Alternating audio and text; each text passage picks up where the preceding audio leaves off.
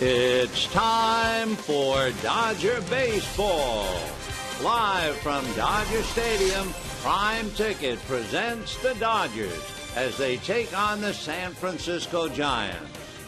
Hi, everybody, and a very pleasant Thursday evening to you, wherever you may be. Final meeting of the year, the Dodgers and Giants. Doesn't mean very much to the Dodgers. They are right at the 500 mark, but that's not inspirational. Meanwhile, the Giants are barely alive, but they are alive.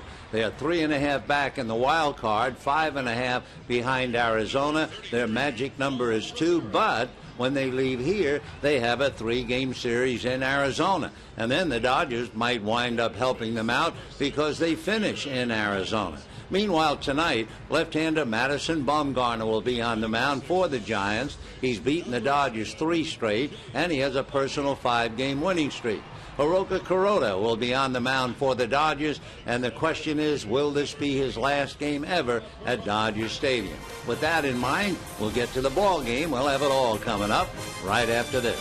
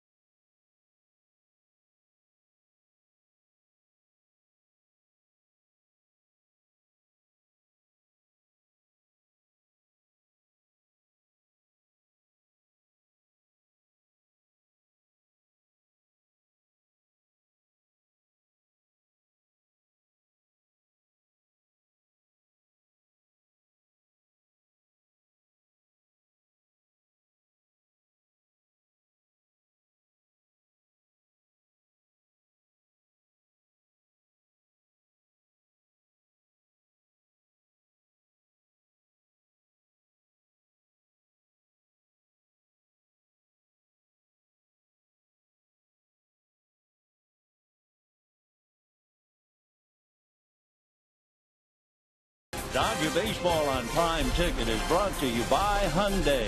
The critics have spoken, but the cars speak for themselves, like the 2012 Sonata and Genesis. Visit your Southern California Hyundai dealer or MySoCalHyundai.com. By Lowe's. Experience Lowe's. Let's build something together. By CarMax. Now more than ever, the smart choice is CarMax. And by AT&T. And welcome back, everybody, as we get you set for Dodger Baseball, the final home game of the regular season, taking on the San Francisco Giants. That's Steve Lyons. I'm Patrick O'Neill. Well, the Dodgers are not going to the postseason. Disappointing. But what we have seen this year, Steve, with Clayton Kershaw and Matt Kemp, historically speaking, has been remarkable. Yeah, the K&K boys, really. I mean, you look at Matt Kemp, who's putting on a big push to be the MVP of the National League. I mean, with the home run again last night, 35 of them, all the RBIs he's amassing now, and then Clayton Kershaw with the 20-5 record. You know, the last time that you see all the guys on the Dodgers that have swept an MVP and a Cy Young award in the same season, you know the last time it happened on a team that's not going to the playoffs? I don't.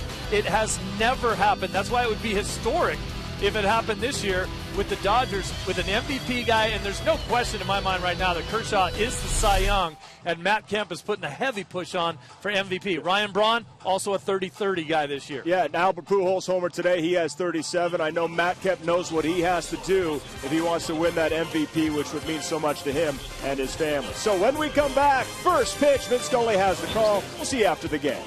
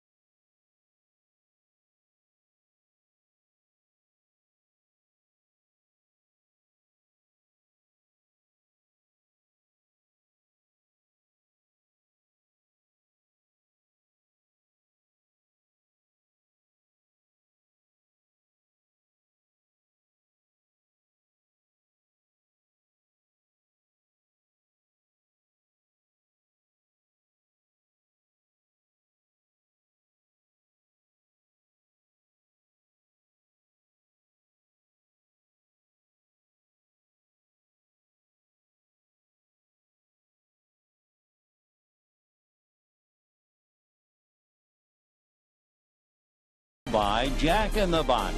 For a limited time, Jack's really big chicken sandwich combo is back for only $3.99 plus tax at participating restaurants. By your Southern California Ford dealers. Visit us today. Trade up to Ford. And by Corona. Hi, everybody, and a very pleasant Thursday evening to you, wherever you may be. The Giants and the Dodgers bringing down the curtain this year on the Dodgers homestand, and for that matter, for the year at home. Dodgers will leave, go to San Diego, spend the weekend, play the next 3 nights during the week in Arizona. That will be that. At home plate, an exchange of batting cards. Tommy Lasorda, the honorary coach tonight, and Bruce Bochy. And I just had the immediate thought, I will never forget, admittedly years ago, Tommy Lasorda brought his lineup card up to home plate. Charlie Fox was the manager of the Giants, and the next thing I know, they're throwing punches at each other and had to be broken up. That was a giant rivalry summed up before even a pitch was thrown. This was a happy, quiet, smiling meeting as Lasorda and Bochy exchanged cards. The umpires, I think, got a big kick out of Tommy coming up, and Bochy, I'm sure, did too. However, it might be a fun moment, a fun night for the Dodgers. It is all business for Bruce Bochy and the Giants. They are still technically alive in the baseball races, both trying to catch Arizona and in the wild card trying to get to Atlanta. Here's the Giant batting order. Justin Christian in center field and Jeff Keppinger at second base. Carlos Beltran in right field. Pablo Sandoval at third base. Aubrey Huff at first. Brandon Belt in left field. Brandon Crawford at shortstop, batting 7th. Chris Stewart is the catcher, and Madison Bumgarner is the pitcher.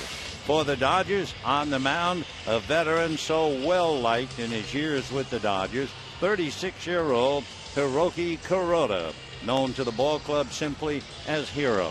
He has a record of 12-16, but he has pitched much better than that. He is 1-1 against the Giants this year. He is 3-3 lifetime against them. In his 2 starts against the Giants this year, they pushed him around a little bit.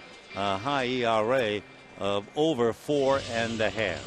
So we'll see how he goes. He beat the Pirates last time out. If you've been following the Dodgers, you know Kuroda has had a sore neck.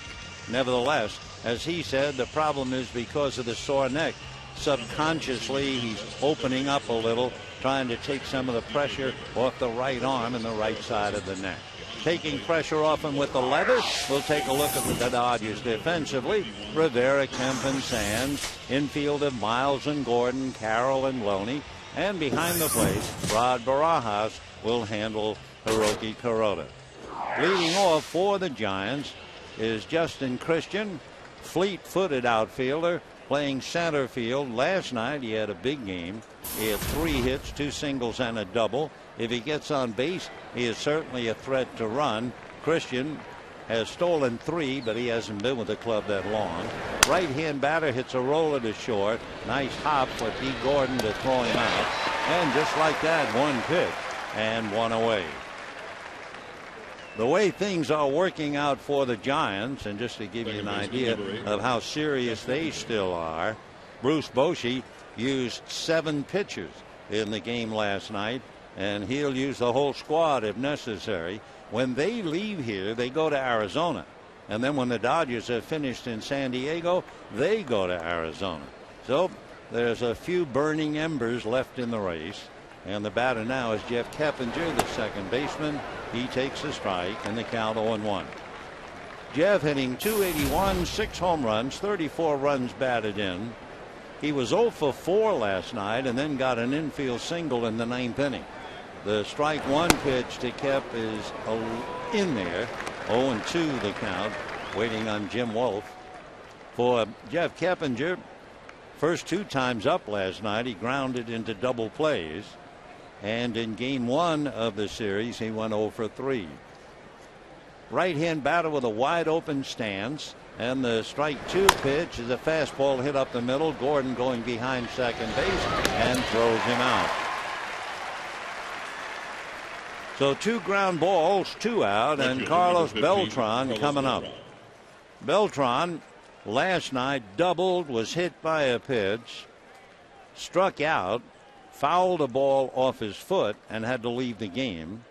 However, it is such an important game. Every game is for the Giants. That Beltran might be biting the bullet a little bit, but he's in there hitting third, and sore shoulder or no, Pablo Sandoval is on deck. Beltran takes a strike, and the count 0-1. Carlos hitting .304, 20 home runs, 82 runs batted in. A self-taught switch hitter. Boy, that's tough. And to make it to the big league. Strike 1 pitch is in the dirt. American League Rookie of the Year. Beltran, just a marvelous all-around ball player. He has just 2 knocks really against him. One would be the fact that he's 34, and the other, he's had knee problems. In fact, he's waiting on a 1-1 pitch, hitting left-handed, and fouls it back. 1-2. American League Rookie of the Year back in 1999.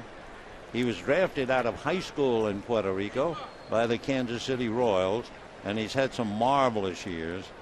5 years ago with the Mets, 41 home runs and 116 runs batted in. 1-2 pitch, fastball foul back, and the count stays 1-2.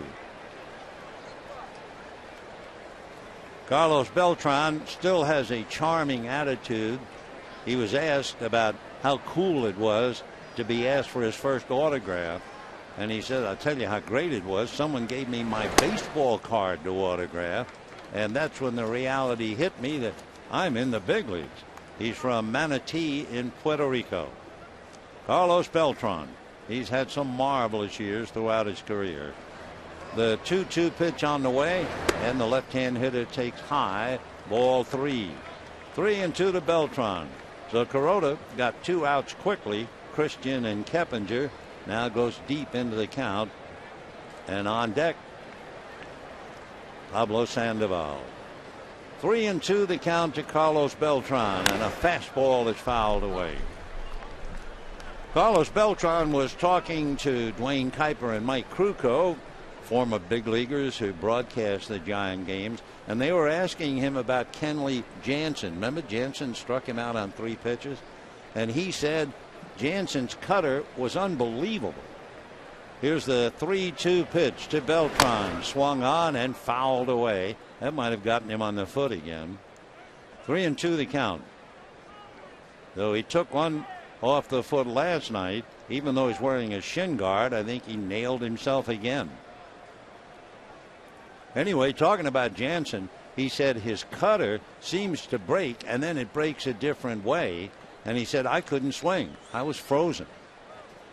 Quite a tribute for a young Kenley Jansen to get that kind of praise from a wonderful hitter like Carlos Beltran. 3-2 on the way. Kuroda into the windup, comes to the plate, and it's lifted foul off third out of play, and the count remains 3-2. One of the things years ago, and players still use it, they spend time looking at tennis balls, but the tennis balls have markings on them, and they'll come to you through a machine anywhere from 80 to 150 miles an hour. Here's the 3-2 pitch on the way, swung on and whacked into right center. Matt Kemp watching, and this one is gone over the right center field wall. Home run for Carlos Beltran. That would be his 21st home run of the year, and Hiroki Kuroda is burned by the switch hitter. It is also the 23rd home run that Kuroda has allowed this year. So Beltran, whether he's hitting tennis balls at 150 or fastballs in the 90s, he cranks it out. That was a 10-pitch at-bat for Beltran. He hit 5 foul balls to stay 3-2, and then hits the home run. And the batter now, Pablo Sandoval. So Beltran getting 5s in the dugout, 1-0 Giants. Beltran hits one deep but foul down the left field line out of play, and the count 0-1.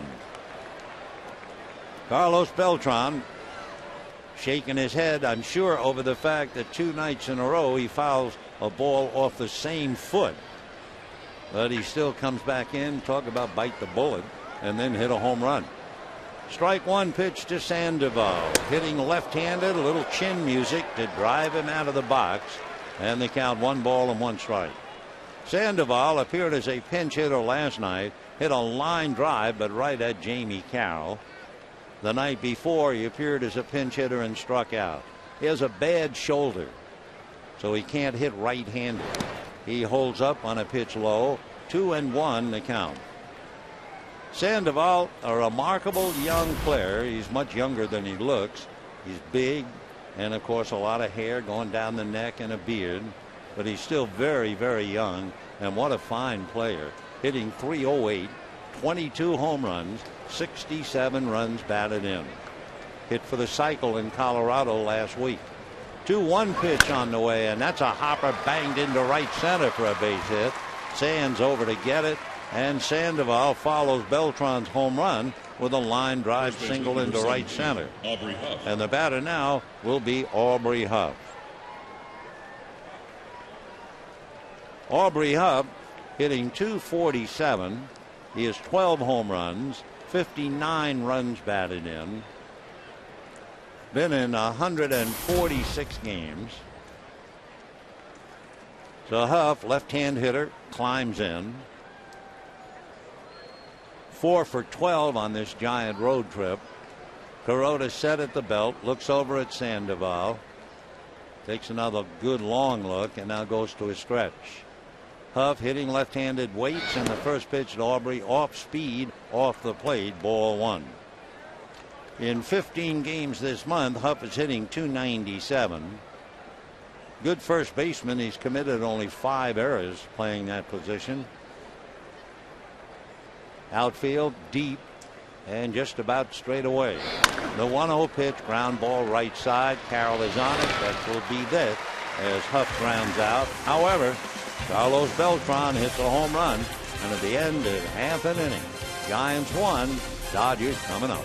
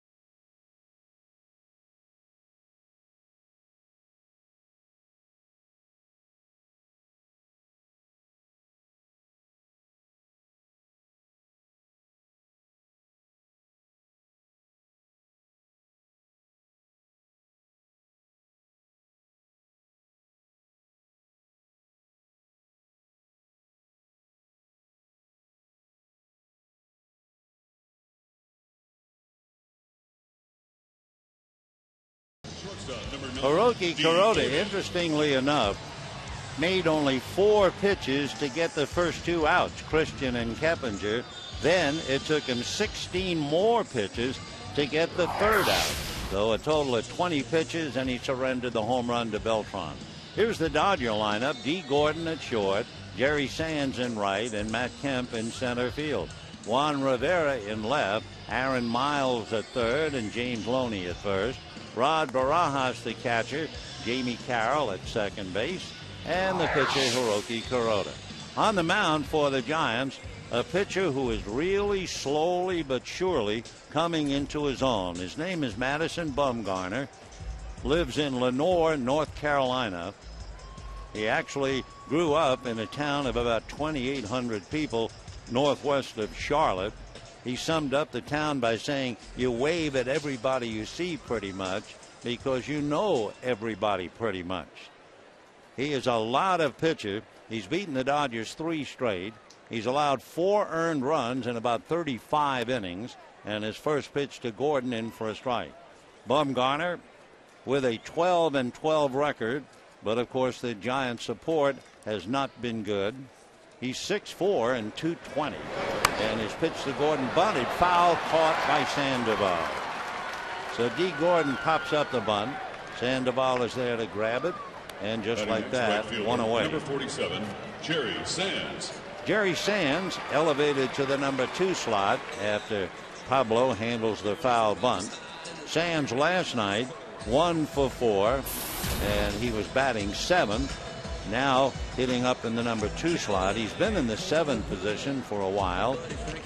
He had a home run in the first game against Lincecum. So Jerry hitting .249 with 4 home runs. Right-hand hitter takes high and away, ball 1. Sands, with a base hit in the 8th inning last night, extended his hitting streak to 9 in a row. The 1-0 pitch on the way. Fastball, a towering fly ball to center, but it's playable. Going back to get it is Christian on the track, about 5 feet from the wall. So a long fly ball out, and we have 2 down in the first inning. A couple of quick notes about Bumgarner. Number 1, he had 1 bad inning this year. That was against Minnesota. He allowed 8 runs, all earned, in a third of an inning. If it wasn't for that 1 inning, his ERA would be 2.8. He's made 21 quality starts. If the Giants give him 3, he's 10-2. A lot of people like to swing at his first pitch, and he has stamina. He pitches very well late in the game, and his favorite catcher is Chris Stewart. So here's Matt Kemp, and he takes a slow curveball in for a strike, and the count 0-1. Matt Kemp hitting .322, 35 home runs, 116 runs batted in. He has scored 106 runs as he swings and misses, and for good measure, he has stolen 40 bases. So if ever there was a player who deserved to be a team photo, it's Matt Kemp. Strike 2 pitch coming up from Bumgarner, fouled away. Though Matt is still there, no balls and 2 strikes. What about Kemp going up against the young Bumgarner? Well, to give you an idea, Matt Kemp 3 for 11. That would translate into .273. So Matt, after fouling the ball off his foot, trying to walk it off. 0-2 the count. Foul ball actually got him on the left knee. So Matt, 0-2 the count. We have 2 out in the first inning, and the Giants lead 1-0. The Dodgers are 20-20 against left-hand starting pitchers. 10-10 at home, 10-10 on the road. So 20-20 might be great for eyesight, but it's not particularly good for an offensive baseball team, and Don Mattingly would certainly attest to that. The strike 2 pitch a little low. Ball 1. 1-2 the count. Kemp with Rivera hitting back of him. Every game is so important to the Giants. As far as staying alive, the magic number is 2 for Arizona, any combination thereof, so that even if the Giants win here tonight, they're faced with the prospect they still could lose to Arizona when they go over there and play. As far as the wild card is concerned, Atlanta was off today. The Cardinals blew a heartbreaker. They're 2 back. Giants 3.5. Meanwhile, Kemp line drive into left field, and he's heading for 2. The throw not in time. So Matt Kemp drills a double into the left field corner, and the chant begins. MVP. He got a breaking ball, and he just went down and got it, and double the left. For Kemp, he now has 29 doubles, 4 triples, and 35 home runs. So Matt Kemp, they have always said a 5-tool player, and boy, has he put that in the window for all to see this year. Now here's Juan Rivera trying to pick him up. Rivera hitting .291, 4 home runs, 41 runs batted in. Vogelsong pitched well last night to get a victory. Kershaw won game 1. A tough heartbreaker against Tim Lincecum, 2-1. And Clayton will start Sunday in San Diego. He will take his regular turn, trying to win his 21st as he talks to A.J. Ellis, his young catcher, battery mate. 0-1 to Ron Rivera. Fastball is inside, 1-1. Madison Bumgarner and Rivera. Juan is 1 for 5 against him. Couple of other things about Bumgarner. Of course, he's big, young pitcher, and he's made over 3,000 pitches this year. Kemp at second. The 1-1 pitch is swung on. A drive to left, away out and gone. And the Dodgers lead 2-1.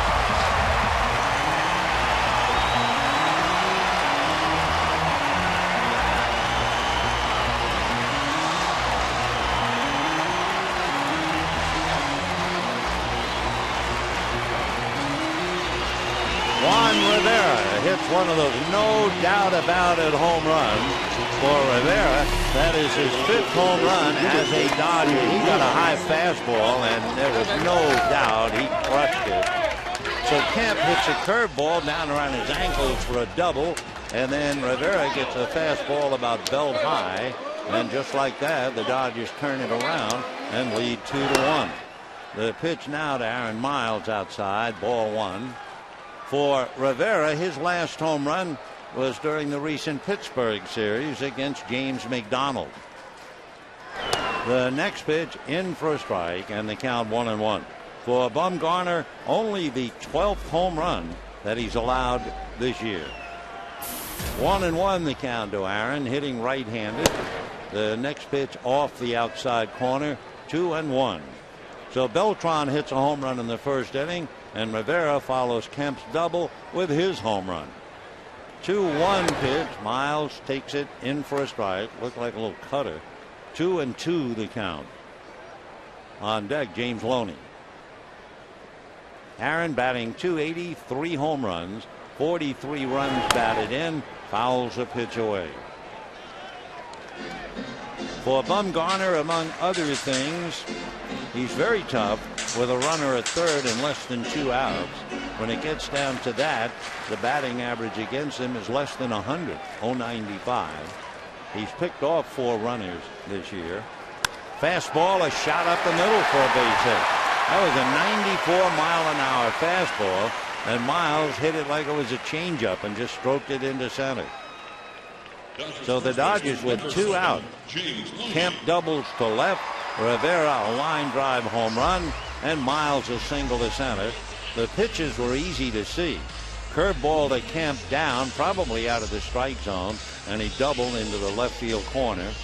Rivera got a high fastball above the belt to hit it out, and Miles gets a fastball at 94 and singles it to center. So here is James Loney, probably the hottest hitter.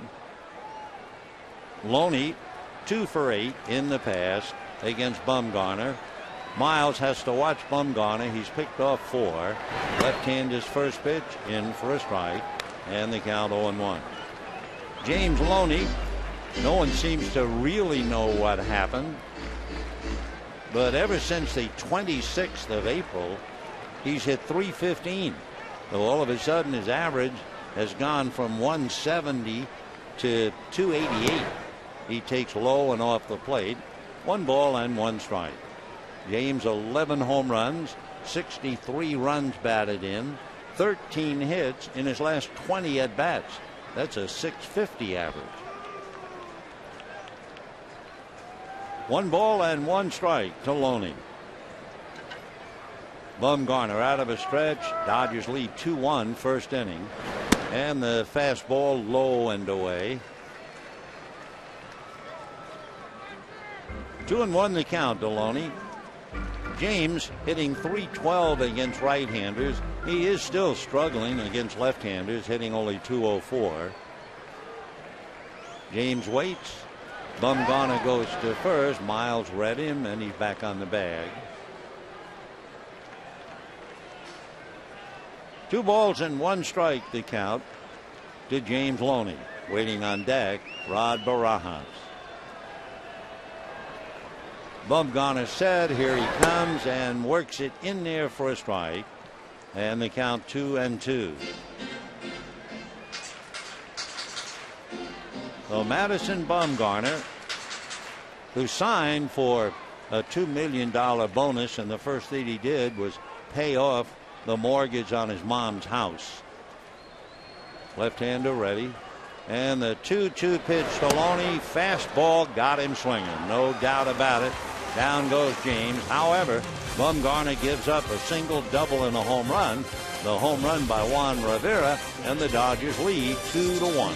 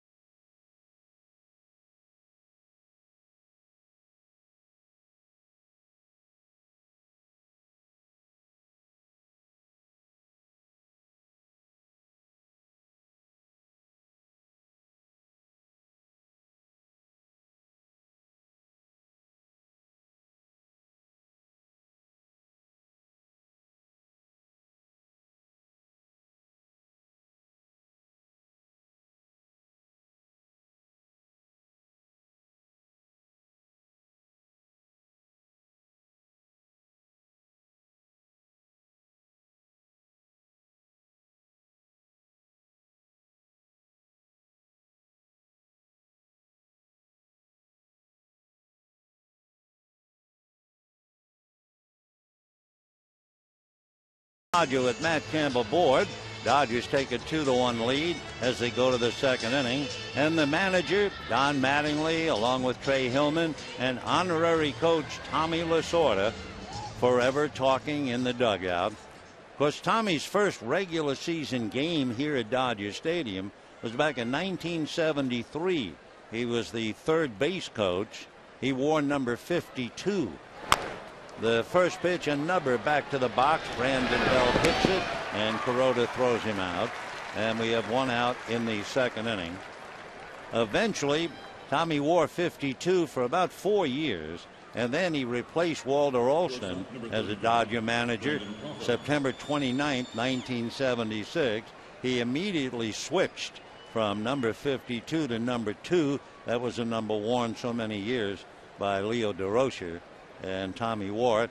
And opening day, Frank Sinatra sang the national anthem, and the Dodgers beat the Giants 5-1 after the Giants leadoff hitter Gary Thomason homered on the first pitch of the game. Now the batter is Brandon Crawford. Went to school here at UCLA. Giants are very high on him, hitting just 199 right now, but we'll hear from him in the future. 3 home runs, 20 runs batted in. Kuroda comes with a pitch foul back, and the count 0-2. Brandon Crawford, born up in Mountain View, lives in Pleasanton. 4th round pick, just 2008. And as we said, went to UCLA. No balls and 2 strikes. Left-hand hitter, 6'2", 210, 24 years old. Here comes Kuroda, and the pitch golfed at and missed, and down goes Crawford. Second out, first strikeout for Kuroda, and it'll bring up Chris Stewart. Be sure to stay connected to the Dodgers all year long. You can become a citizen of Dodger Town. Follow him on Twitter, on Facebook, or sign up for mobile alerts. For more information on how to connect this offseason, go to Dodgers.com/connect today. 2 out, second inning. Dodgers lead the Giants 2-1. And Kuroda rocks and turns, hesitates, and then delivers and drops it low and inside. Ball 1. 1-0 the count. Kuroda again looks down the barrel to get a sign from Barajas. And the 1-0 pitch fouled away off to the right into the Giant dugout. And a 1-ball, 1-strike count. Final meeting of the year. It's baseball's push against shove. The Giants have won 9. The Dodgers have won 8.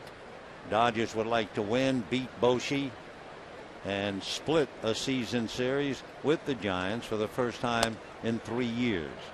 The pitch to Stewart, down and away, ball 2. 2-1 the count. If you're wondering about Arizona, they are not playing.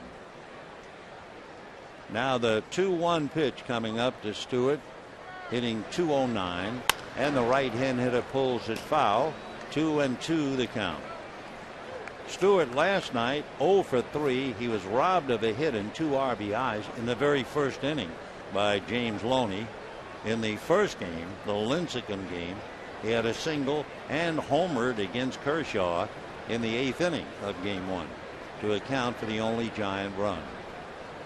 2-2 the count to Chris Stewart, and a little what looked almost like a slider up, and it was in there for strike 3. Stewart just walks away. Second strikeout for Kuroda, and at the end of an inning and a half, 2-1 Dodgers.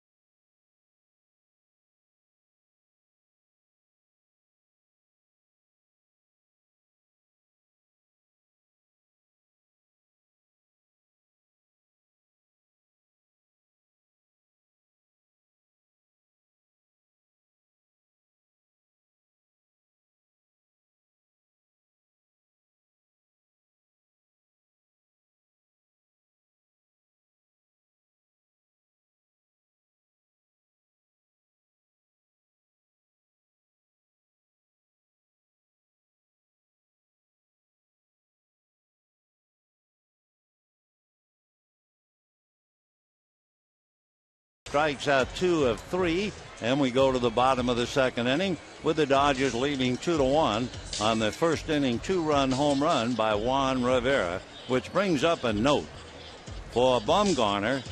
He had allowed only 1 home run to a cleanup hitter all year until tonight. And if I remember, I don't think Tim Lincecum gave up a home run to a cleanup hitter all year. So Bumgarner has the ability to get better as the game progresses. And now he'll face Barajas, Carroll, and Kuroda. And the first pitch, effortlessly, he just flips it in there for a strike. Barajas backs out, looks at Jim Wolf, the plate umpire, who is the brother, you may know, of left-hander Randy Wolf of Milwaukee. Strike 1 fastball, and that's low and inside. 1 ball and 1 strike. We're talking about Bumgarner and the ability to get better. They break him down this year on what he does with a certain number of pitches. 1-1 breaking ball, swung on and missed. The first 15 pitches he makes, the hitters average 330. Then it drops to 298. Then it comes back up to 319, and then he really makes his move. Here's the 1-2 pitch to Barajas. It's away, 2-2. From 46 to 60, they hit 226. From 61 to 75, they hit 222. And if you think he's tiring, the next 14 pitches, they're hitting 187. Barajas hits one foul down the left field line, so he'll come back. 2 balls and 2 strikes. The other thing about Madison Bumgarner, when we were talking earlier about a pitcher who is slowly coming of age, he started the year 0-6. He is now 12-12, so that means since that 06, he is 12-6. His first victory came against the Dodgers in the middle of May. And by the way, when he gets up to 106 and 120 pitches, does he tire? No. The league is batting 115 against him after those pitches. 2-2, and the pitch to Barajas is low and away. Ball 3. 3-2. Dodgers have been playing well since the 7th of July. Since that date, Don Mattingly's club has won 40 and dropped 26. Here's the 3-2 pitch on the way. Fastball line down the right field line, foul, and back into the stands. So 3-2 the count to Rod Barajas. Rod has 13 doubles, 15 home runs, and hitting .229.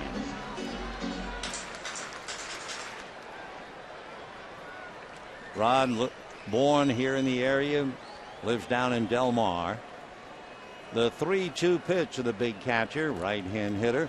Bumgarner's fastball is drilled foul into the stands. The Barajas making some contact.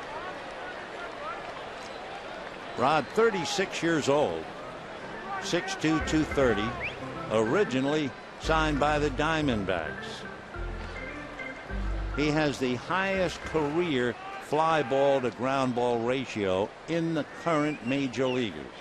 3-2, a little flare, and Keppinger is right there to glove it. So 1 away. And that'll bring up Jamie Carroll. Second baseman, number 14, Jamie Carroll. For the Dodgers, of course, a drastic change of plans. Never in a million years, which really means spring training, did they expect Jamie Carroll to play 141 games and Aaron Miles to play 132 games. But of course, with Wanya Uribe down, with Casey Blake down, the so-called backup players play every day. Jamie takes a strike. For Aaron Miles, he has been a surprise. His high in games, 135 with the Cardinals 5 years ago. The strike one pitch to Jamie is in there, 0-2. Miles has 3 home runs, 43 runs batted in. Jamie with 15 RBIs and hitting 8th. Strike 2 pitch, fly ball to right field. Beltran is there, goes back to get it, makes the catch. And we have 2 down in the second inning. and the battle will be Hiroki Kuroda. Pitcher number 18, Hiroki Kuroda. Hiroki has a half a dozen hits, 1 run batted in. He has struck out 20 times, which is about a third of his plate appearances. Not bad. You get the feeling when you first see him that he would never get a hit because he seems to back away on a lot of pitches. That left foot has a tendency to step in the bucket, which is an old expression. But instead of striding in, the foot goes away. That 90-mile-an-hour pitch catches the zone, and a 1-ball, 1-strike count.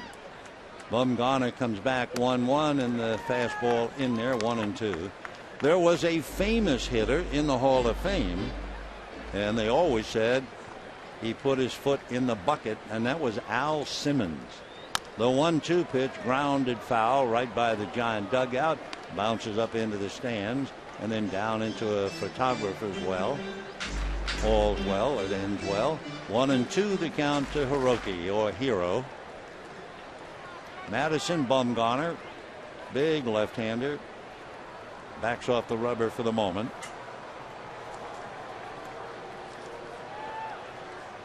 Now the 1-2 pitch on the way, and that's foul back. And a big roar from the crowd. A gentleman optimistically brought a glove to the game, and darned if he didn't make the catch. All right. Optimism paying off. Kuroda, comebacker. Speared by Bumgarner, who lobs it to first, and that's that. So the Dodgers go in order, 1, 2, 3. And at the end of 2, Dodgers 2, Giants 1.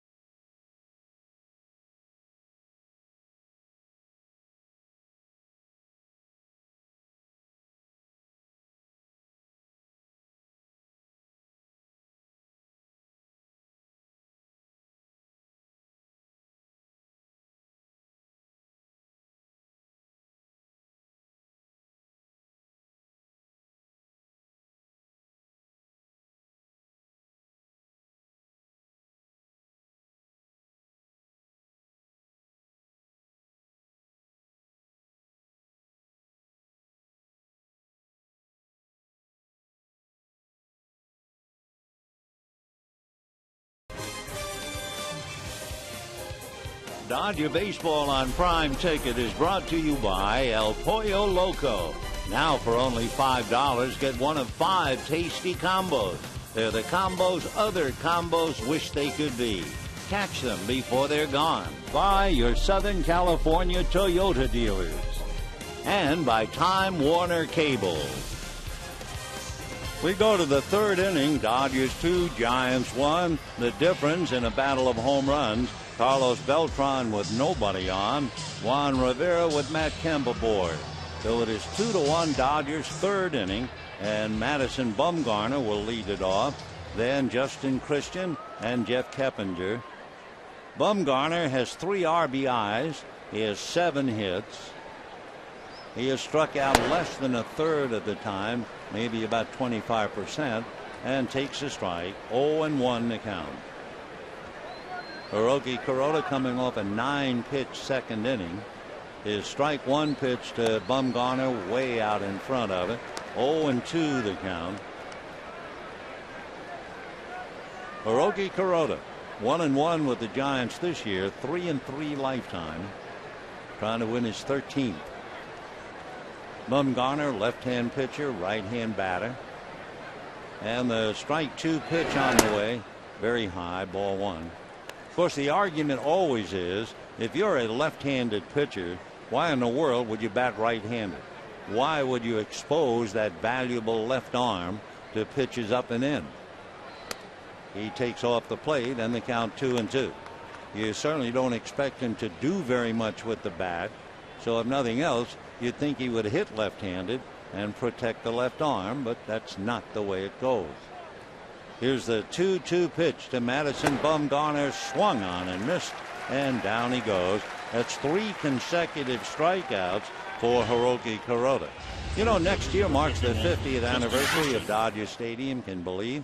See the Los Angeles treasured landmark behind the scenes, take in views from the field, the Dodger dugout, press box, and much more. For more information, go to Dodgers.com/tours or call 323-224-1507. And we'll see you at the park during the offseason.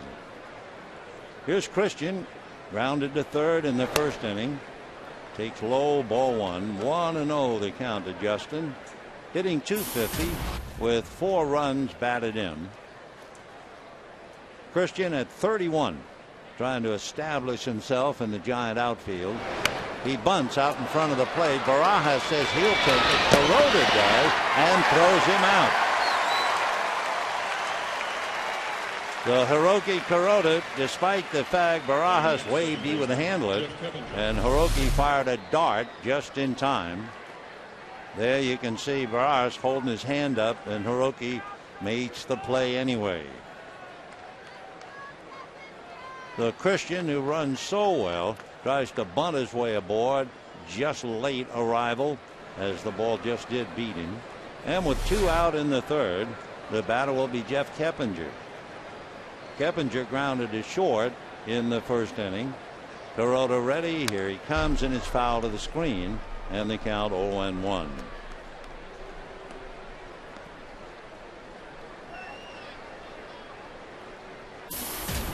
Keppinger hitting .280, 6 home runs, 34 runs batted in. He's had some success against Kuroda. A .308 batting average against the right-hander. Pitches way inside. 1 ball and 1 strike. Hiroki Kuroda last year was 11-13.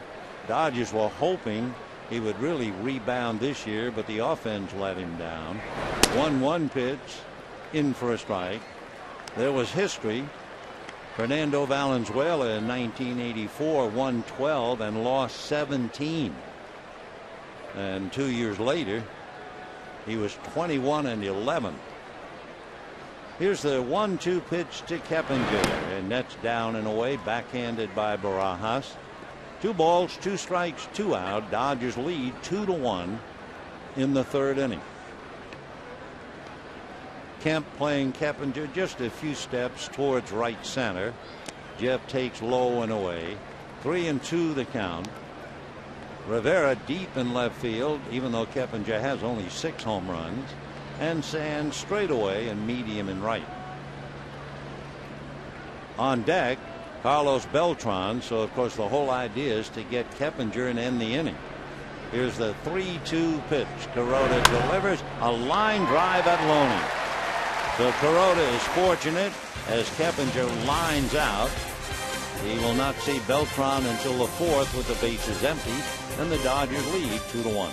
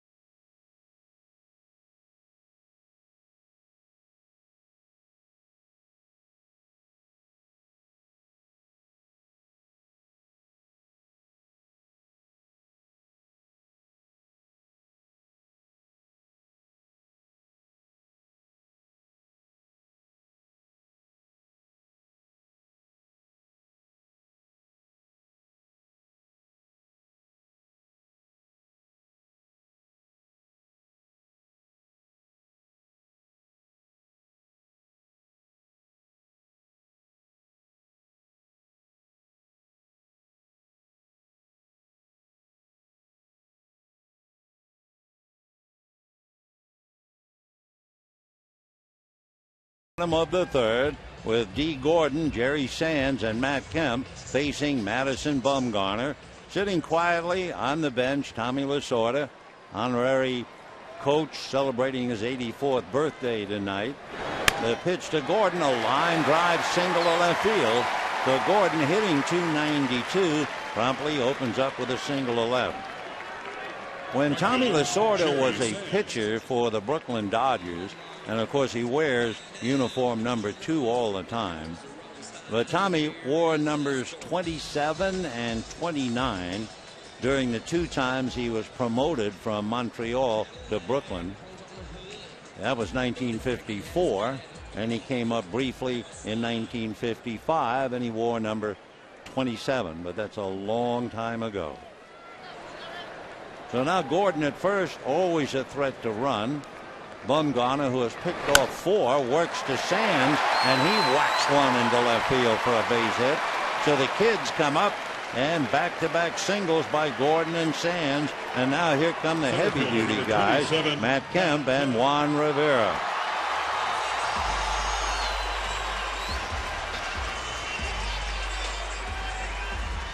Five hits for the Dodgers, leading 2-1.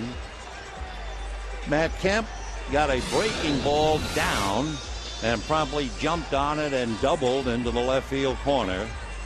Only the 5th player ever. 35 home runs, 40 stolen bases, 100 runs scored, over 100 RBIs, 10 outfield assists.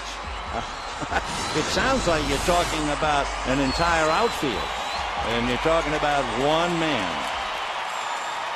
So Matt hitting .323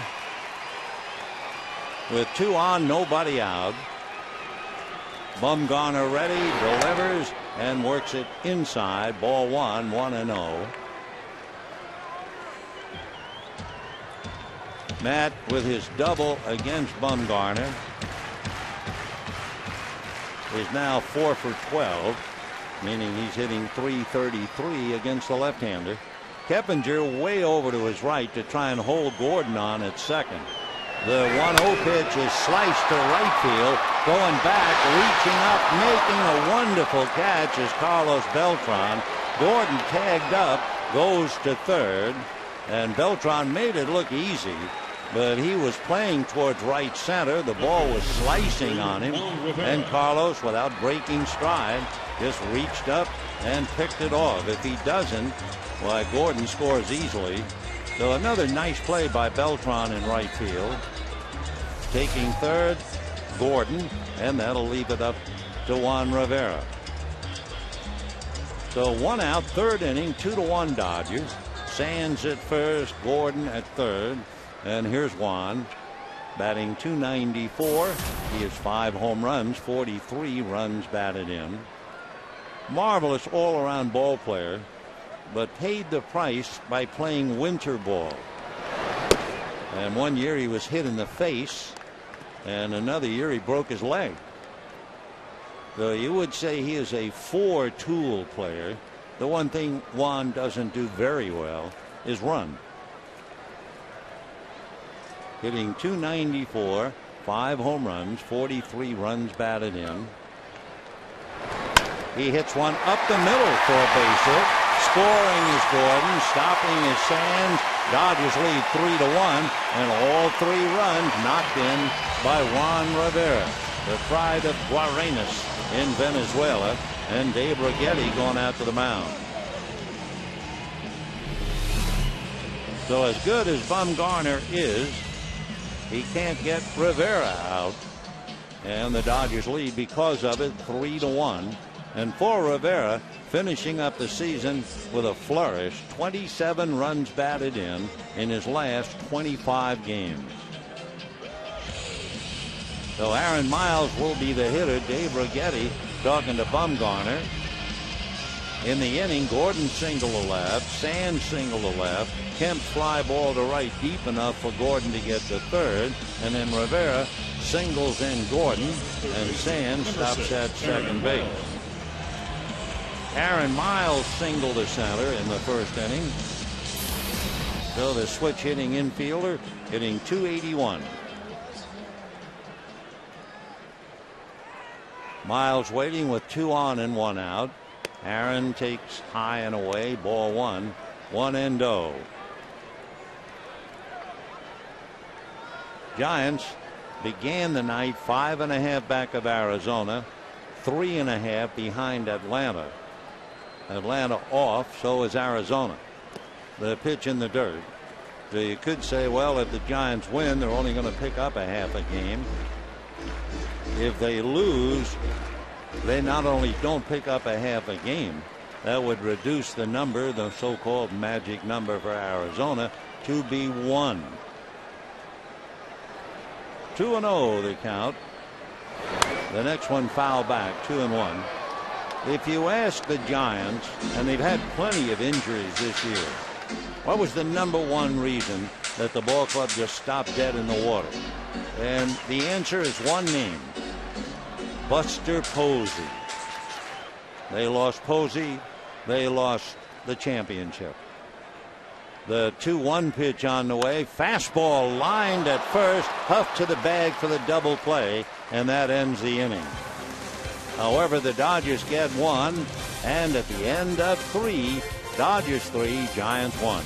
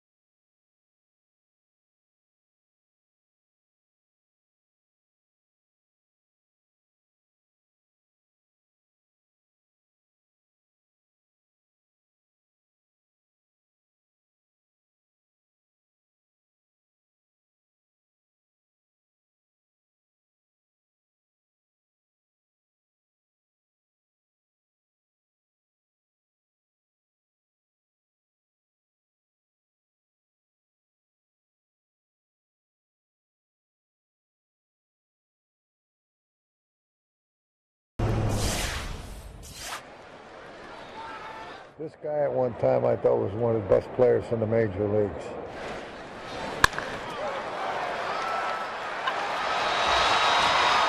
Oh, she hit a pretty good pitch, too. Well, Tommy was right, and he's still right. Carlos Beltran, still one of the better hitters in the National League. Beltran did a nice thing. I'm sure you'd enjoy the thought of what he did. When he and his wife were married and he started to make some money in the big leagues, they bought a house. Pitch fouled away on 1. And when everything was just perfect in the house, they had a housewarming party. So, of course, his mom and dad and all the relatives came over. And in the middle of the celebration, Carlos Beltran handed the keys to the house to his mom. Here's the strike 1 pitch, low, 1-1. Mother and father were absolutely stunned. They couldn't believe. And he said, no, it's not for us. This house and everything in it is for you. Pretty good guy. Here's the 1-1 pitch, and that's going to be hit to center. Coming up in a hurry is Kemp.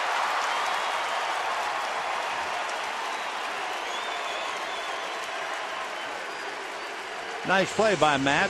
So the two fellas who homered, first you had Beltran homer, then you had Rivera homer with a man on. Now Beltran is robbed by Kemp.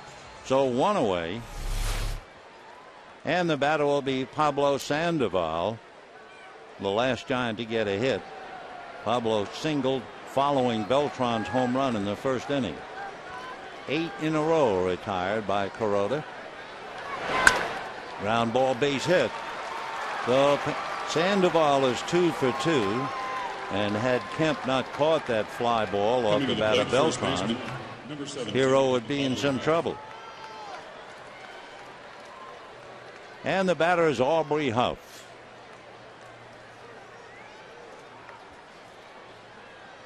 Sandoval has just 2 stolen bases. Huff up there. Greatest year in Huff's career was back in 2003. He's never come close to having that kind of a year again, but what a year it was. That's ball 1. He played every game that year for the Devil Rays, and he had 34 home runs, 107 runs batted in. He had 32 for the Orioles in 2008. So he'd been around. Went to the University of Miami. That's a strike. 1-1.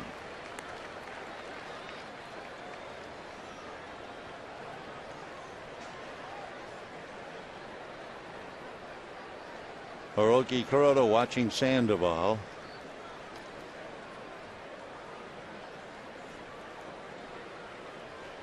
One ball, one strike. And ball 2. Huff, 6'4", 230. He will be 35 5 days before Christmas.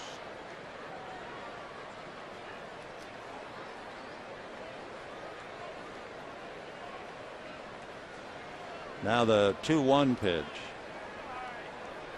Sandoval at first, 1 out, 4th inning. 2-1, then 3-1 in favor of the Dodgers. 2-1 on the home run by Rivera in the 1st inning. They added another on a base hit by Rivera. Ground ball by the diving Loney. Carroll, however, is there to get a force play. A good, hard, legitimate slide by Pablo Sandoval to break up the double play. So a nice play by Jamie Carroll. Force play 4-6. Loney tried to get it, couldn't do it. But Jamie got it, and here comes Pablo to cut Gordon's legs right out from under him. So 2 out. Gordon remarkably agile, and it was a great honest effort by Sandoval. So here's Brandon Belt, hit back to the box in the 2nd inning.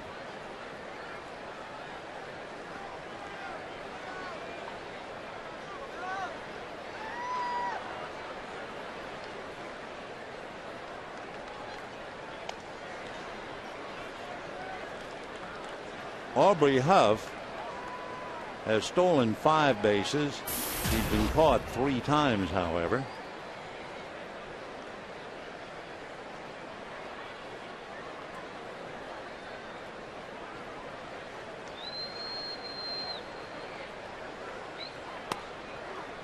Little sink to that one, and it caught the corner. 0-1 the count to Brandon Belt. Dodgers will be in San Diego tomorrow night. Ted Lilly and Wade LeBlanc. Chad Billingsley and Aaron Harang Saturday. And then Clayton Kershaw going for number 21 against Corey Lupke. That will be Sunday.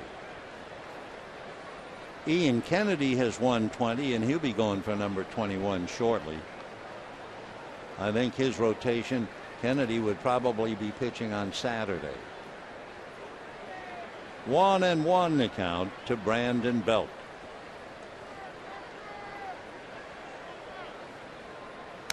Foul back. Brandon Belt, a Texas boy out of Lufkin, Texas, went to the University of Texas. He was a 5th round pick just 2 years ago, but he dominated Texas in high school, in college, and then in the minor leagues. So he got here in a hurry. Brandon 6'5", 210. Huff at first with 2 out. 3-1 Dodgers in the 4th. 2-2.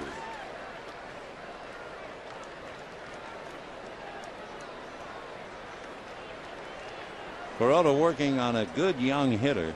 Belt was the recipient of an award as the top first-year player in the Giants camp for the spring. A unanimous award. But he pops this one up shallow left. Gordon out, but coming in Rivera. So no runs, 1 hit. Good play in the inning. The diving catch by Matt Kemp on the ball hit by Carlos Beltran. And the Dodgers hold on to a 3-1 lead.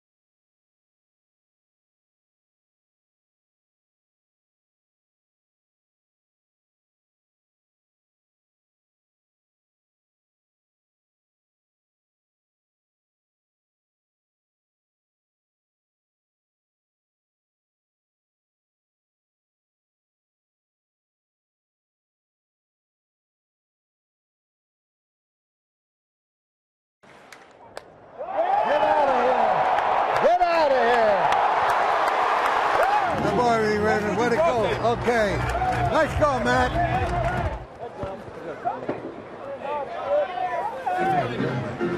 Do I need to get those? Huh? Do I need to get those? You got to help me out with them. We all need a little help, Tommy. Bottom of the 4th inning, 3-1 in favor of the Dodgers. It'll be Loney, Barajas, and Carroll as Tommy looks on. 84 today. His granddaughter Emily throwing out the first ball, and that's ball 1 to Loney. Interesting for Bumgarner, he's allowed 6 hits, even though each of the hitters were either even or behind in the count. Kemp's double was 1 and 2. Rivera's home run 1 and 1. Miles single 2 and 2. And then Gordon, Sands, and Rivera all singled on the first pitch. Ground foul, 1 and 2. So the Dodgers trying to hurt the Giants and vice versa. Bottom of the 4th. Isn't that something? Hitting .405 for about a month. Ground ball to short. Crawford is there.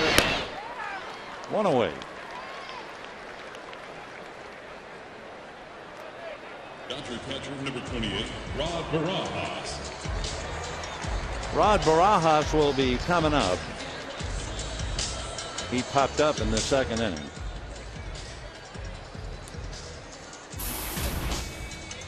We told you about the Dodger pitching, Lilly, Billingsley, and Kershaw on Sunday. The Giants will have Surkamp against Saunders. Saturday it will be Ian Kennedy against Matt Cain. And then Sunday, while Kershaw is trying for his 21st, it will be Tim Lincecum and Josh Colmentor. Lincecum, the hooded wonder in the dugout. 1 ball and 1 strike to Rod. 3 runs, 6 hits for the Dodgers. 1 run, 3 hits for the Giants. Breaking ball hit over the head of a leaping Crawford. So Barajas singles to left with 1 out. That'll be the Dodgers' 7th hit. Jamie Carroll. And Jamie Carroll, who flied to right, coming up. Jamie checking with Tim Wallach before he gets in. So far, it must have been over 2-3 months. The other night, Jamie Carroll actually swung at the first pitch. I mean, that's really an upset.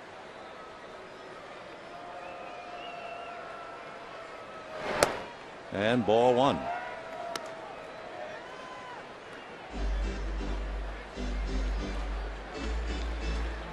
Barajas with Huff not holding. Aubrey is off the bag a foot or two in front of the Dodger catcher. 1 ball and no strikes. Curve ball in there. The Giants play Carroll shading him to right. Beltran shallow. Christian slightly to right center. And Belt straight away and left. Jamie flied to right in the 2nd inning. 1-1. 2-1. The last home game of the year. Dodgers at home, 41 wins, 39 losses. So they're 2 up at home. They're 2 down on the road. And they can get well in San Diego. That's in there. Carroll not too pleased. 2 balls and 2 strikes. Bumgarner has now made 63 pitches. Barajas with Huff directly in front. 2-2. 1 out. Fastball pulled. So 2-2 the count to Jamie Carroll. You have Hiroki Kuroda on deck.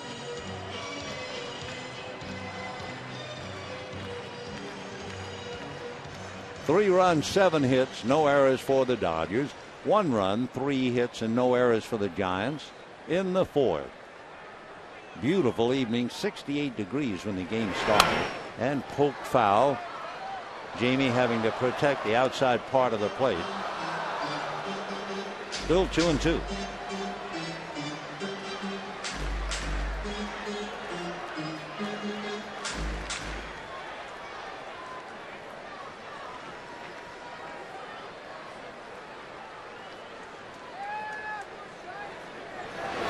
Fastball popped up. It will be Huff coming over to help out as Keppinger, but Aubrey makes the catch.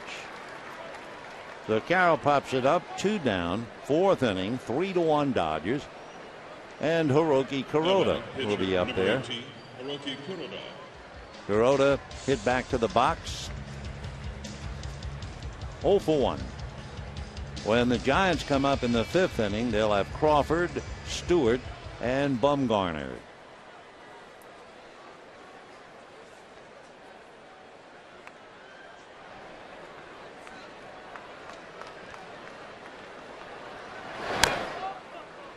Oh and 1.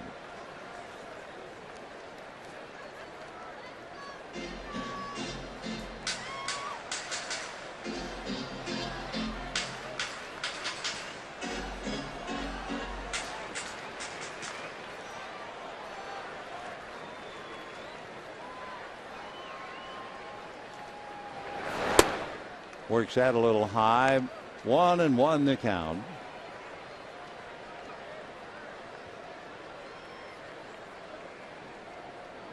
Bumgarner has reached 68 pitches. He had a 10-pitch 3rd inning, even though he faced 5 hitters. And a little fly ball going out. Keppinger can't make the play. On his way to 3rd is Barajas, and the throw cut off by Crawford. So a little pop fly into shallow right. Beltran might have caught it. Keppinger, I'm sure, thinking about Beltran and his sore foot. So Jeff went out, maybe farther than he liked, because Beltran was playing shallow with the pitcher up. Instead, the Dodgers get a break. Keppinger gets the glove on it, couldn't hold it. It'll be the 8th Dodger hit. Barajas now at third with 2 out. And the batter will be D. Gordon. Gordon popped a bunt up foul to Pablo Sandoval, and then in the 3rd inning swung away, lined a single to left. He's hitting .296, and he has 32 hits this month. 0-1.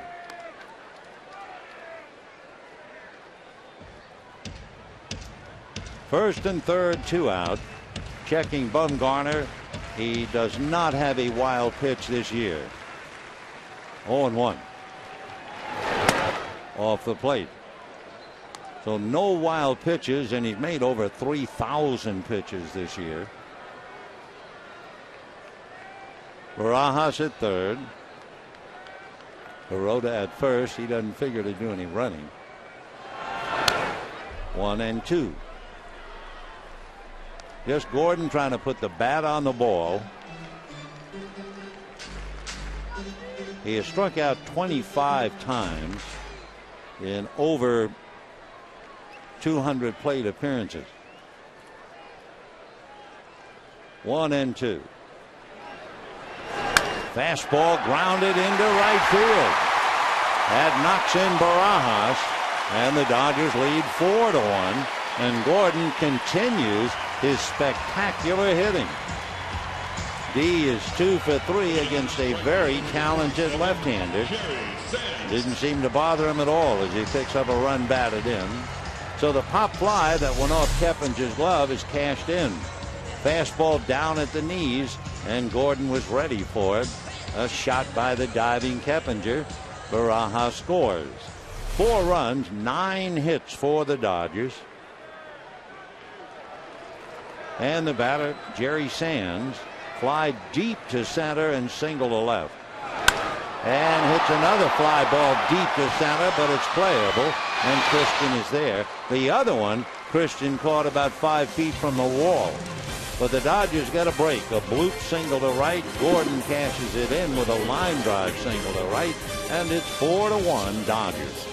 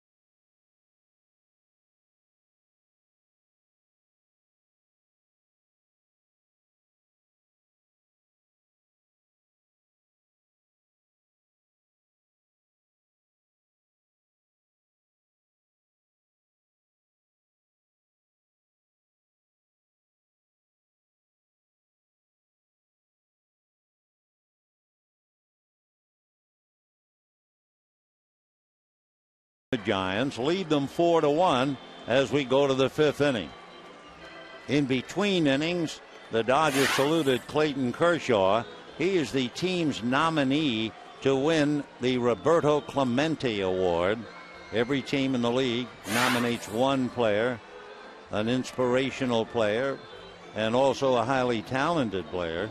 And Clayton, of course, would fulfill all of those and then some. He and his bride, Ellen, a very caring young couple, and Ellen's mom and dad are here, so they saw him win his 20th, and they're going to go to San Diego to see if he can win his 21st. And what a year Clayton has had when you look at it. Not only 20 wins, an earned run average of 2.2. He also leads in strikeouts, 242. He won 11 straight at Dodger Stadium, and this year he wound up 12-1 at home while beating the Giants 5 times. Nothing would make a Dodger pitcher more popular than to beat the Giants 5 times. And with that, we go to the 5th inning. Brandon Crawford, who struck out in the 2nd inning, will lead it off.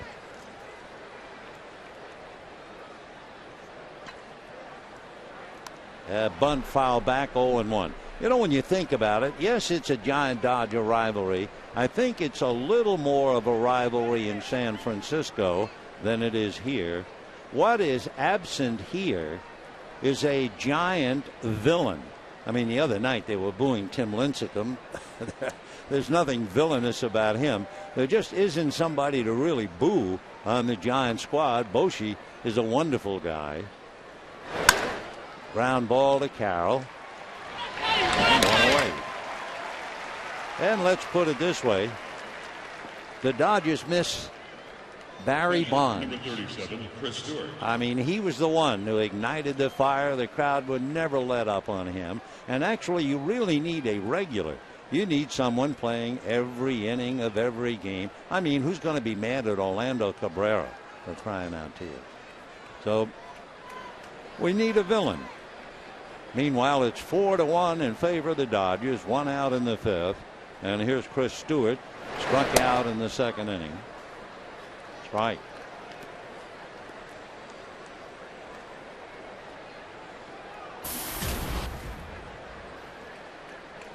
Chris batting .208. Way out in front of that one. 0-2 the count. So they guess. Sure they do. He was guessing fastball. Not even close. Stewart's from Fontana and lives in Moreno Valley. And down he goes. So Kuroda just sailing along. He had a little stretch where he struck out 3 in a row. He now has 4 strikeouts when he gets Stewart. And the batter will be Madison Bumgarner. But Bumgarner is not going to come up. Connor Gillespie, who pinch hit last night and walked, will come up and hit. Bumgarner gave up 9 hits. And interesting for a talented pitcher like Madison. He was either even or ahead in the count on every base hit. 0-1. He just couldn't put a Dodger hitter away. They scored 2 in the 1st, 1 in the 3rd. He got a tough break in the 4th when the pop fly dropped in off Keppinger's glove. So with a 5-game winning streak and a 3-game winning streak against the Dodgers, he goes out down 4-1.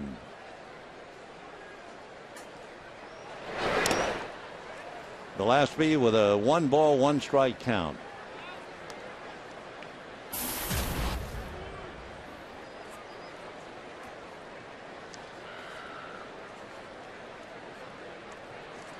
Connor Gillespie is from Omaha. First round pick by the Giants. He went to school at Wichita State. Ground ball to Carroll. And that'll be that. So an easy inning for Kuroda. 1, 2, 3. And at the end of 4.5, it's 4-1 Dodgers.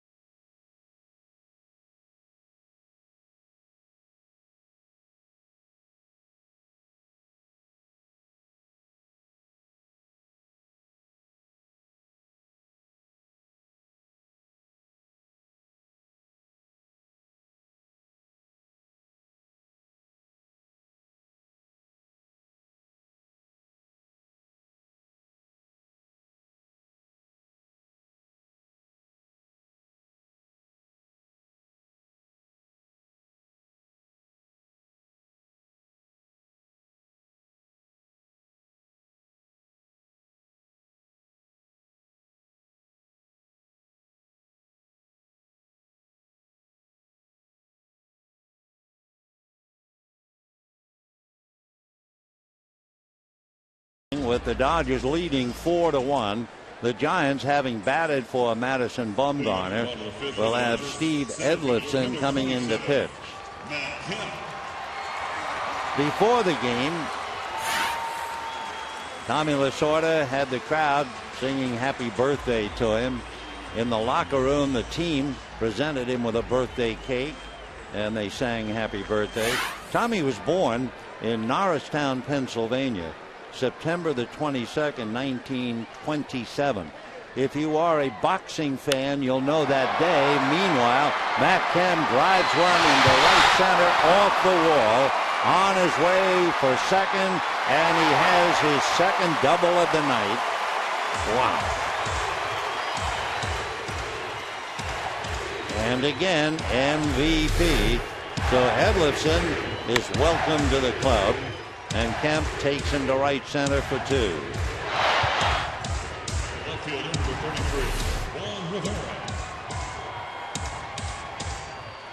So Matt Kemp with two doubles tonight.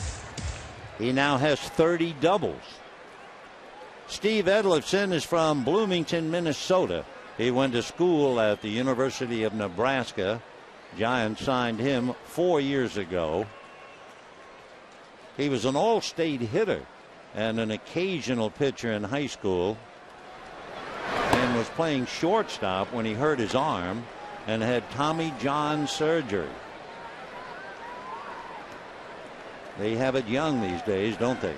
However, he eventually returned to the mound instead of playing shortstop, and here he is pitching in the big leagues. We were talking about Tommy Lasorda's birthday, and if you were a boxing fan, you might have read about his birth date, September 22nd, 1927. That was the famous long count. There's a line drive right at left field, and Belt is at the other end of it.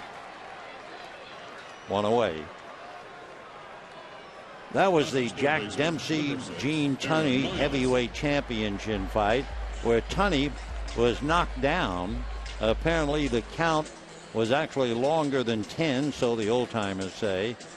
He got up from that 7th round knockdown by Dempsey and eventually won by unanimous decision after 10 rounds. That was the same day Tommy entered the world.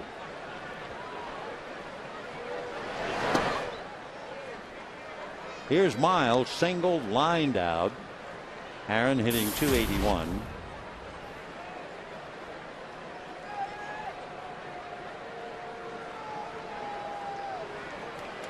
One ball and no strikes. Off the plate, ball 2, 2-0. Dodgers, after Beltran homered in the first inning, the Dodgers came right back. 2-run home run by Rivera. In the third inning, Rivera singled in another run. And in the third inning, infield single. Then the base hit by Gordon. Pop fly that just went off Keppinger's glove. He got the RBI, and the Dodgers got their 4th run. 4 runs and 10 hits for the Dodgers. That's a strike.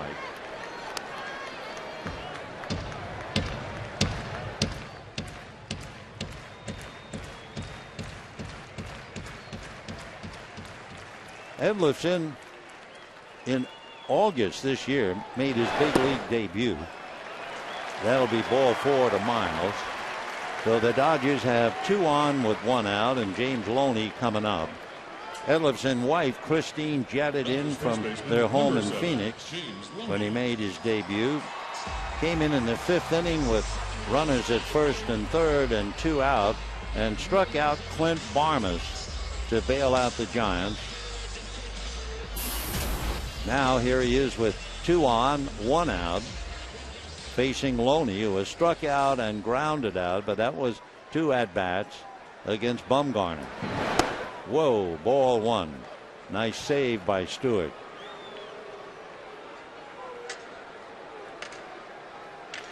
Dave Righetti, who spent quite a while going out to counsel Bumgarner, now out there to talk to Edlifson.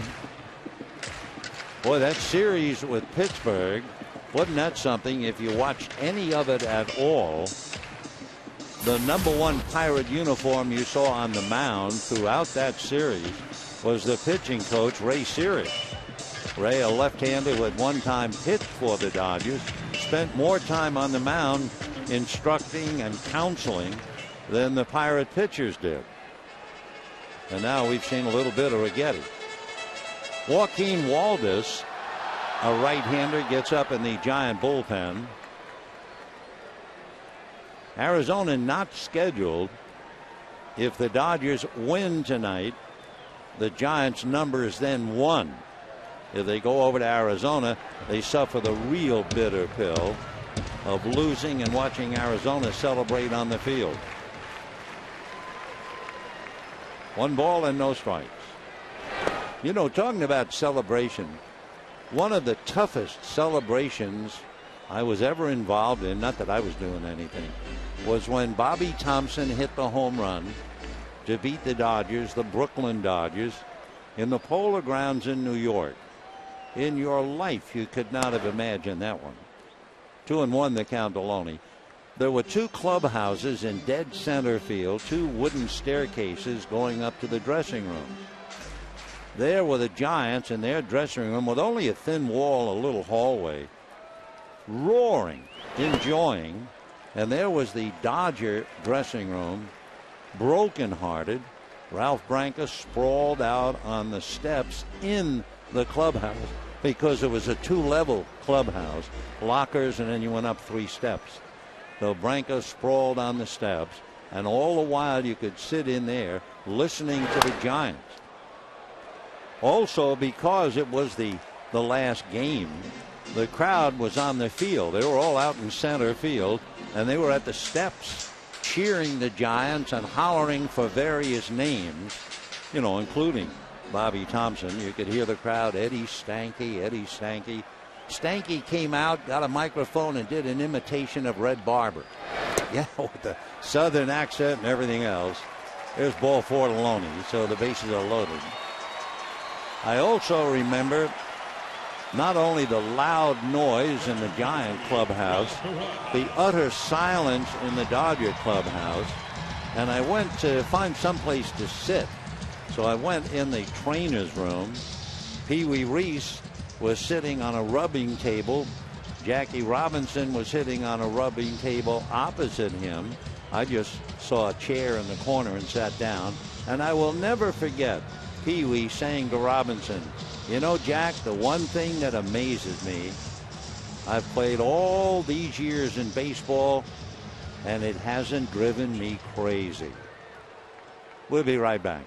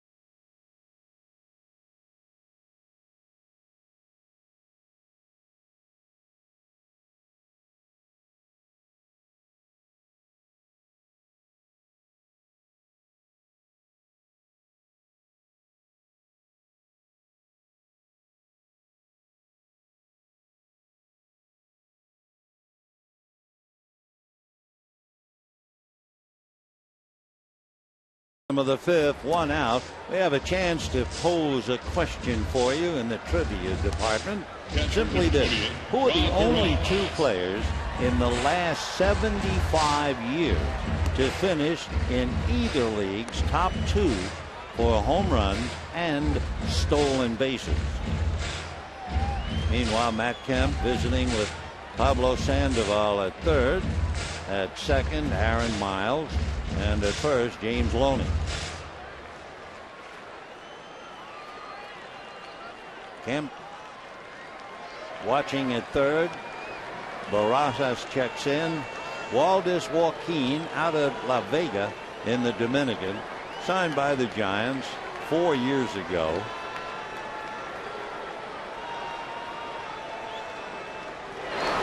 Fastball for ball 1.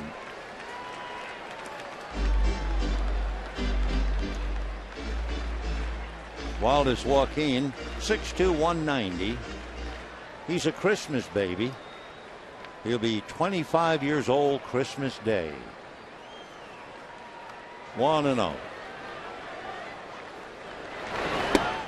Fastball low. 2-0 to count. Rod Barajas hitting .231, popped up, single to left. In his career, 4 grand slams. 2-0. Ball 3. In the inning, Kemp opened with a double. Edlifson got 1 out, and that was a line drive by Rivera at Brandon Belt in left field. And then Steve walked Miles and walked Loney. So the bases loaded, 3-0 the count. A meaningless game for the Dodgers. They could let Barajas swing 3-0, but it's way off the plate. So they walk in a run, and the Dodgers now lead 5-1, and everybody moves up 90 feet as Kemp brings in the run. So for Matt Kemp, he scores twice, which means he has now scored 108 runs with everything else he's done this year. So the bases remain loaded.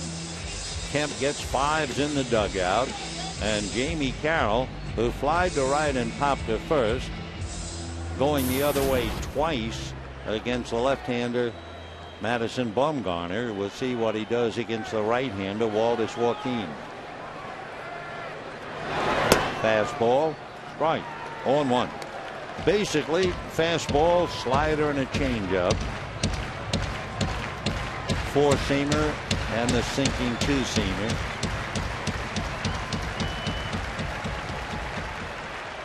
He had Tommy John surgery 5 years ago.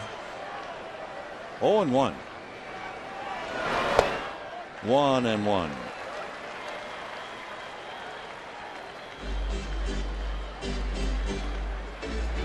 Jamie hitting .287, 15 runs batted in. Looking at Wallach, who's talking to Miles. Are they thinking squeeze? Well, Miles is not coming. Ground ball to Keppinger. They get one. A return throw, not in time. Miles scores, and the Dodgers lead 6-1.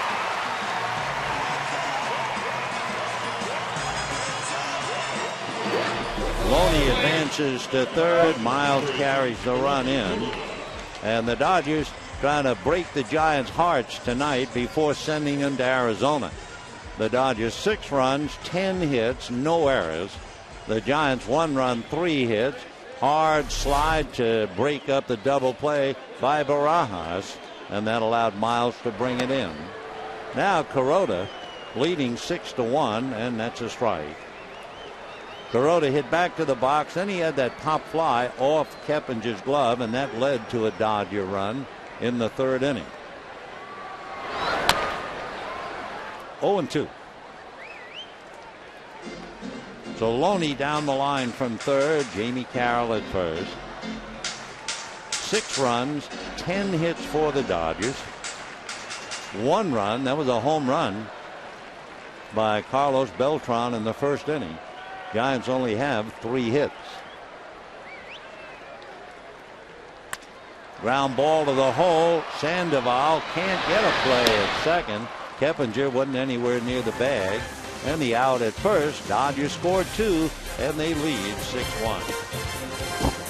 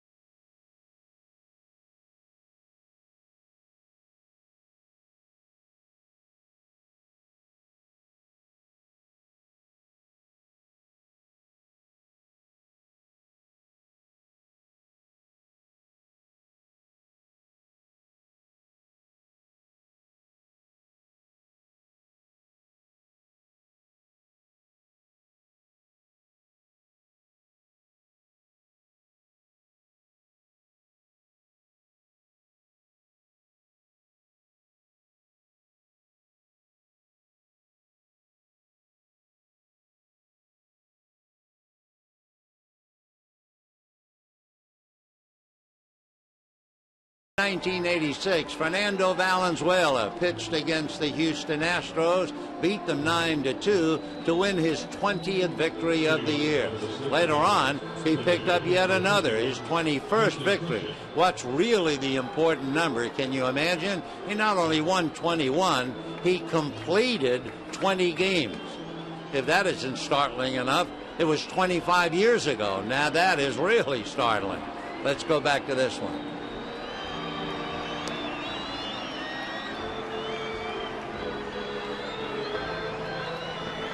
There sitting between his broadcast buddies, Fernando Valenzuela, known forever by his teammates as Freddie. And what a wonderful guy he is.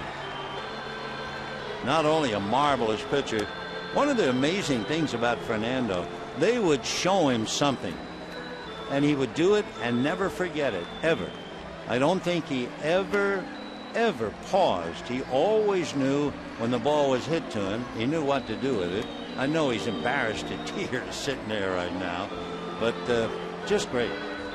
Wonderful guy to be with. Early in his career, as you and I would wonder if you were in another country and you weren't aware of your ability to speak the language, Fernando was very, very quiet. But it wasn't because he's so quiet. I think he was just afraid he might make a mistake with the language and embarrass himself and others. But what a pixie. What a sense of humor. What a guy. Here's Christian, 0 for 2, and ball 1.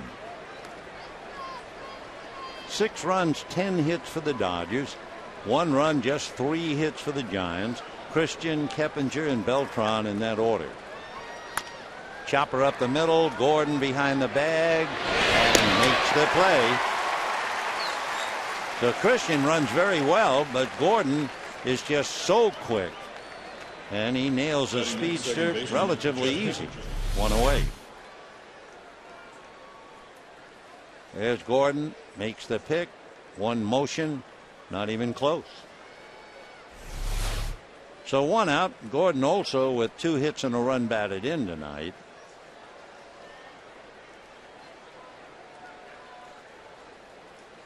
Jeff Keppinger grounded to short and lined out to Loney. Strike. Dodgers scored 2 in the first, 1 in the third, 1 in the fourth, 2 in the fifth to lead by 5. Should the Dodgers win, then the Giants and Dodgers will have split the 18. They did that a few years ago. 1 ball and 1 strike. Giants came in here, remember, with an 8-game winning streak. They have won 9 out of 10. Ground ball to Carroll.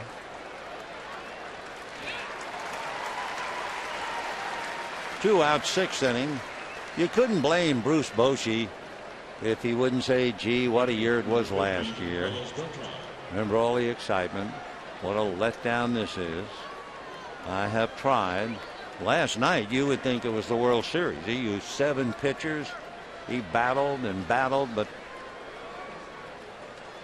held on to win that one after losing that 2-1 game. Kershaw beating Lincecum. Ball 1. Bruce Bochy, by the way, was born in France. Yep. Dad in the service. Very nice man. Exudes strength.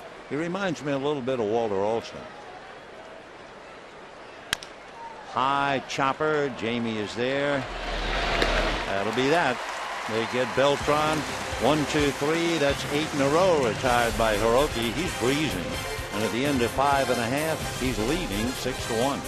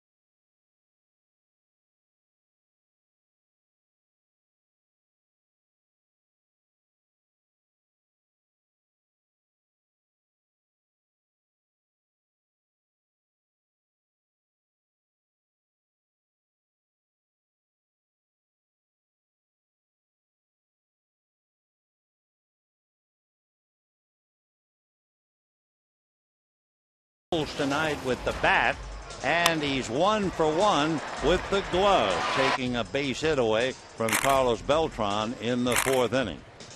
So when they say somebody can do it all, there he is. Matt Kemp. By the way, the National League batting race titan Ryan Braun is hitting .330. Jose Reyes .329. Matt Kemp now is hitting .324. And we still have 6 games left after this one. D. Gordon will start it off. Gordon is 2 for 3. The only time they got him, he tried to bunt for a base hit, popped it up in foul ground, and Sandoval caught it. He is hitting .299 and 5 for 11 in the series against the Giants. What will happen, of course, all the pitchers in the league will exchange conversations about how do you get that kid Gordon out. Then they'll make some changes, and then he'll have to adjust. But he's fun to watch.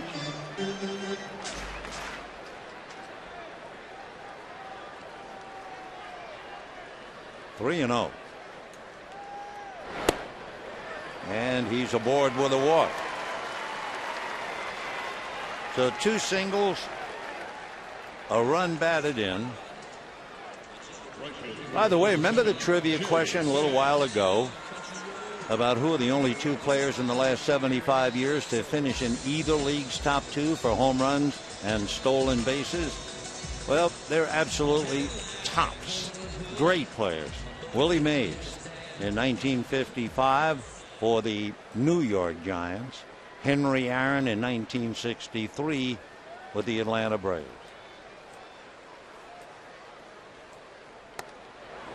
And a strike. Gary Sands flied to center, single to left, flied to center again. The first fly ball in the first inning, Christian caught it maybe 4 or 5 feet from the center field wall. Second one was high and long, but Christian was pretty much on the edge of the grass.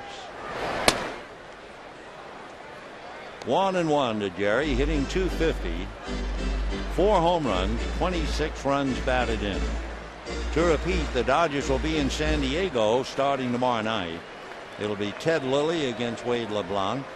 Saturday, Chad Billingsley against Aaron Harang. And then Sunday, Clayton Kershaw going for number 21 against Corey Lupke.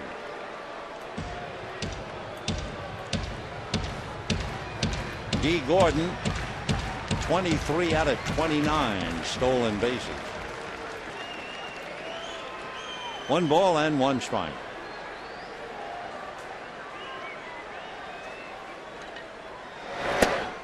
That's in there. 1-2 the count to Jerry Sands. Jerry out of Smithfield, North Carolina, and they've raised him well. He's eaten his vegetables.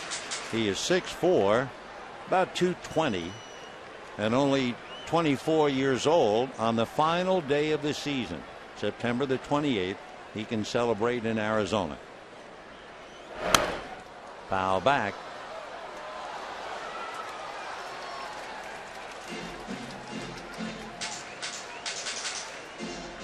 Waiting on deck, Matt Kemp. We're in the bottom of the 6th inning with the Dodgers leading 6-1.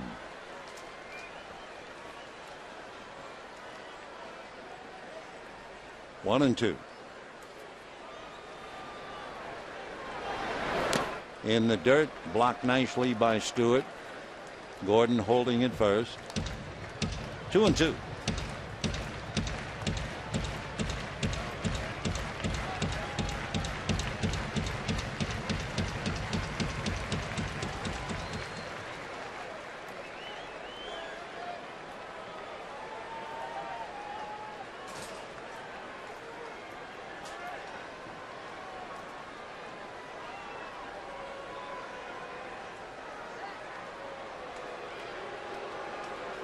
You notice Gordon and Huff having a little brief conversation. You see it a lot with base runners.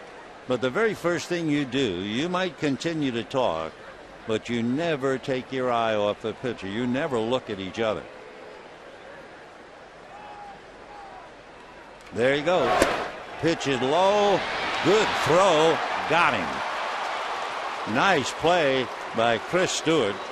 Boy, did he get rid of that ball quickly, and then a perfect throw. And Gordon is hung out to dry. Well, that's big league catching at its best. Gordon goes. Pitch was low. Right there for Keppinger. Gordon is done. 2-4. 3-2 the count to Jerry Sands. Little chopper to Keppinger. 2 down. And that'll clear the decks for Matt Kemp.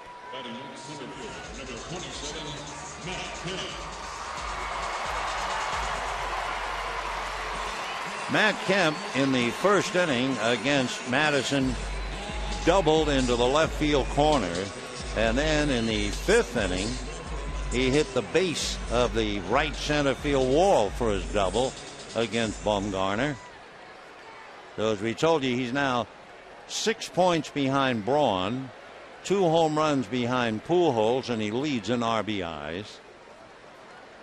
And ball 1. On deck, Juan Rivera.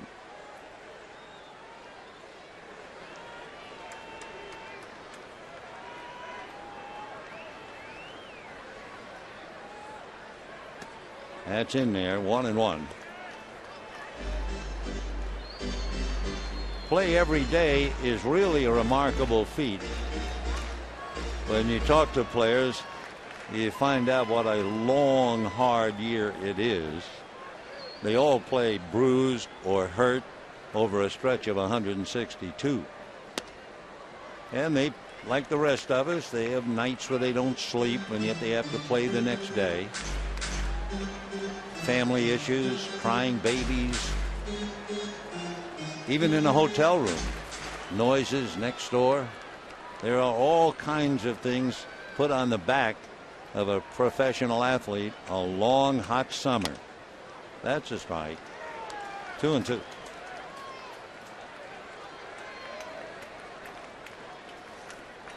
Waldis Joaquin, the third Giant pitcher. 2 balls, 2 strikes.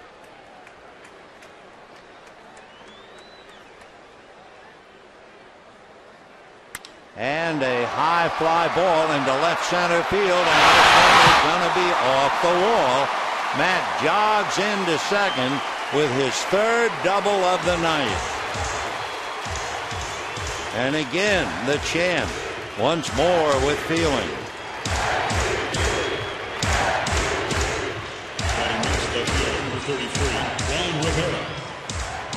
The other interesting thing here is this corral hollering MVP, MVP, instead of what you used to hear, you know, beat the Giants, or up there, beat the Dodgers.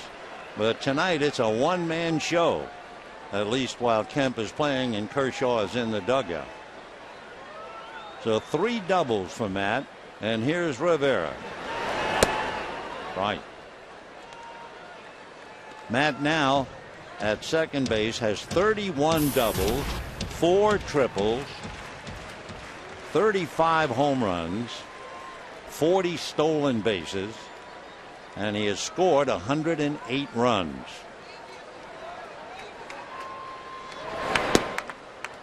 One ball, 1 strike. Dodgers 6 runs, 11 hits. Giants 1 run, 3 hits.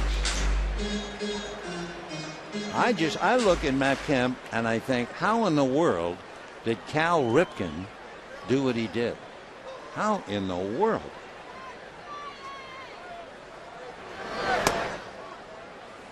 One and two.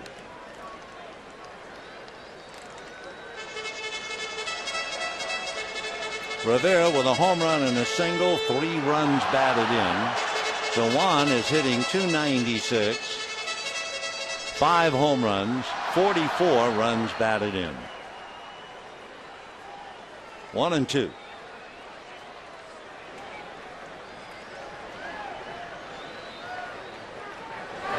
Fastball. Kemp's going to go to third with 2 out, and there's the out to end the inning. So no runs, 1 hit. Matt Kemp's 3 doubles tonight, and at the end of 6, Dodgers lead 6-1.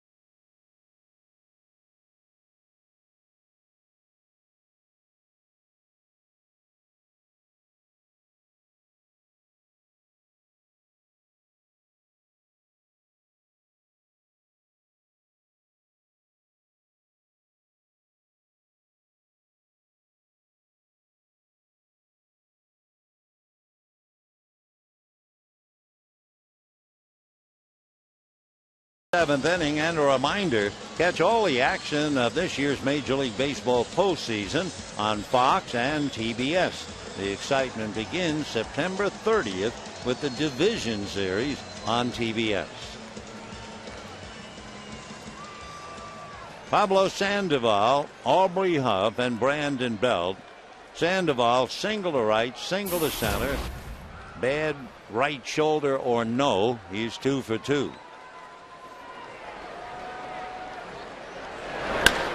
And a high drive to left field. Rivera on the run, watching it go in the stands. So Pablo Sandoval hits his 23rd home run, his 68th run batted in. The Panda was hitting .311, and he goes the other way. He's so strong.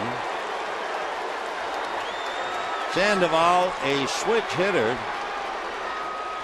has 20 of his 23 home runs hit left-handed. Got a fastball that seemed to tail away, so he just went with it and hit it back into the stands. So the Giants have a pair of cufflinks, a home run by Beltran in the first inning and a home run here in the 7th by Pablo Sandoval. For Hiroki Kuroda, giving up 2 home runs tonight, he has given up 24. 1-0.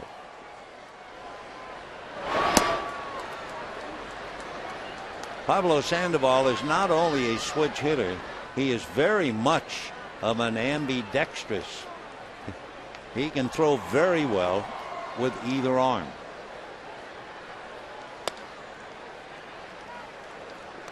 Quickly 3-0 now to Aubrey Huff. Grounded out, hit into a force play. Kuroda's only made 74 pitches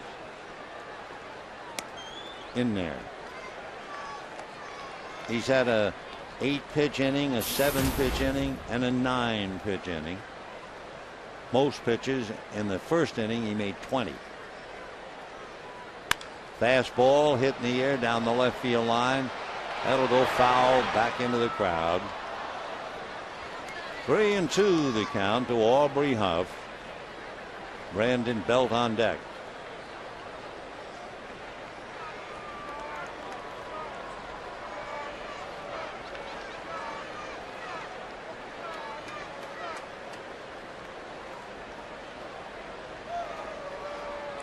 Six runs, 11 hits for the Dodgers, 2 runs, 4 hits for the Giants. Fastball and a high fly ball into left center and deep. Rivera is there.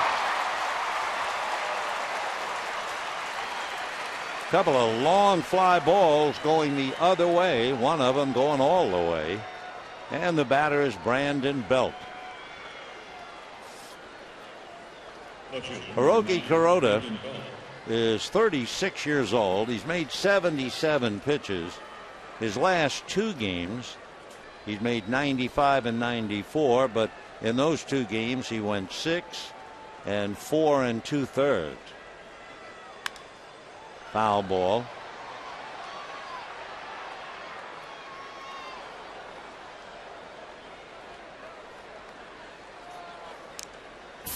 Belt hit back to the box, fly to left. 0-1.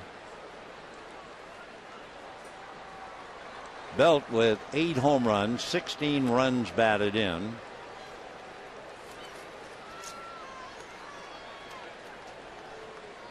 (6-2) Dodgers.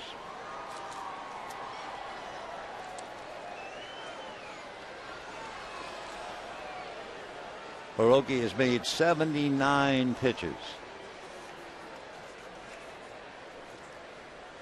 1-1. 1-2. Belt's a big boy, 6'5", 210. 31 years old, out of the University of Texas. Or as they say down there, hook 'em horns. High fly ball. It should be Kemp.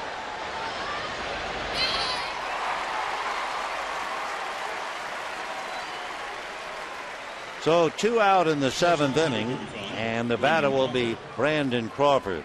You know, a little while ago we were talking about Tommy Lasorda's birthday on this day in 1927, and the fact that It was the Dempsey-Tunney long count. 8 days later, on December the 30th, Babe Ruth hit his record-setting 60th home run for the Yankees. During this year, Lasorda was in the East. Ball is popped up around the mound. Miles looks like he wants it, but Kuroda will take it. Anyway, Tommy was at a party for prostate cancer awareness, and he showed up dressed as Babe Ruth. 6-2 Dodgers, bottom of the seventh.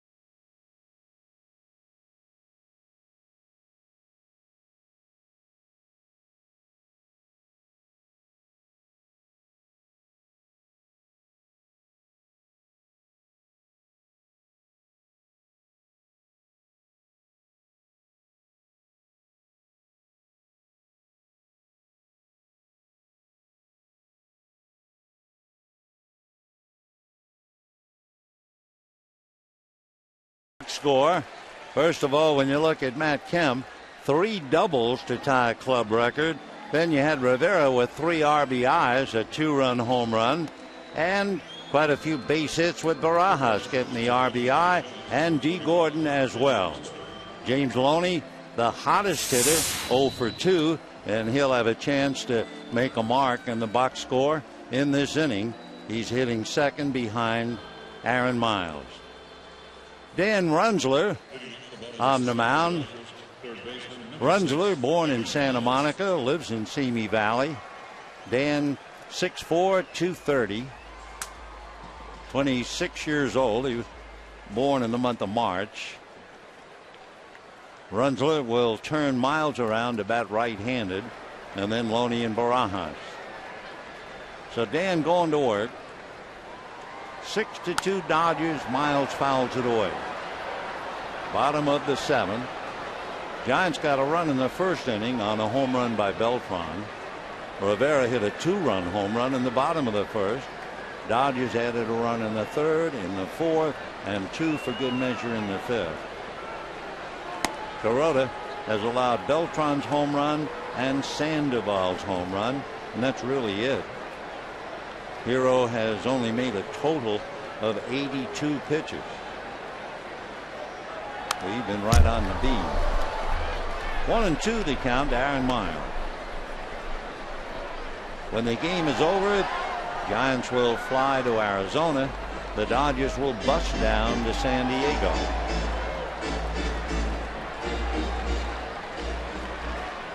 Tommy Lasorda getting a birthday present with the Dodgers leading. Hard ground ball. Nice pick by Brandon Crawford to get him. So Miles could easily have a couple of hits. He singled in the first inning. Line drive at Huff for a double play in the 3rd. And now a nice play by Brandon Crawford to take a hit away from him. So here's Loney. Struck out and grounded out against Bumgarner and walked in the 5th inning.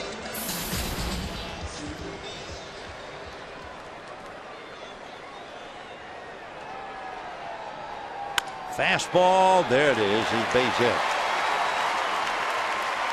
So Loney is 1 for 3 as he singles to left. Rod Barajas has popped up, singled, and walked. And Loney just keeps picking up knocks. Bumgarner, Edlifson, Joaquin, and Runsler.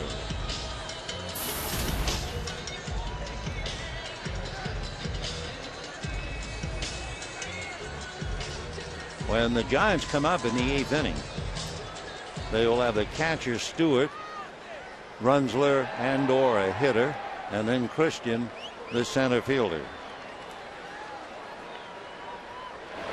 Fastball 0-1. Fastball at 93.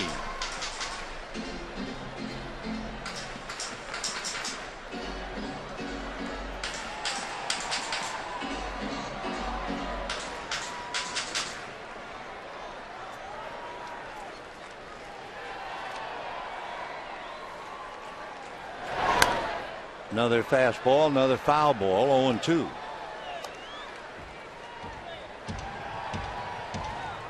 Bumgarner, Edlifson, Joaquin, and now Runsler. Of course, Bochy certainly wouldn't hesitate to go into the pen, even though he used 7 pitchers last night, 3 the night before. 0-2.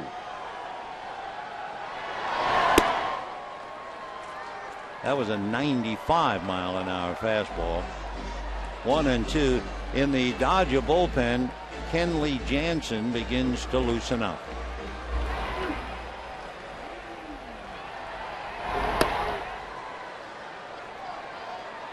One and two to Rod.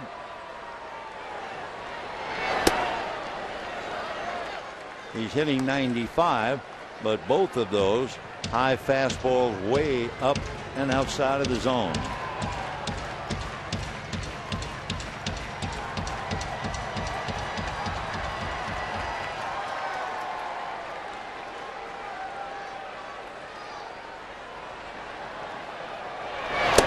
And another fastball up and in. That was 94. So he's really throwing hard to Barajas. 2 out. Carroll coming up. Don't forget, next year's preliminary schedule for the Dodgers now available online. Next year marks the 50th anniversary of Dodger Stadium. We'll be celebrating all season long. Season and mini plan packages available soon. And to learn more about your ticket choices next year, speak to a Dodger ticket rep at 323-224-1365. And a fly ball to left, going back his belt, has a play and makes it.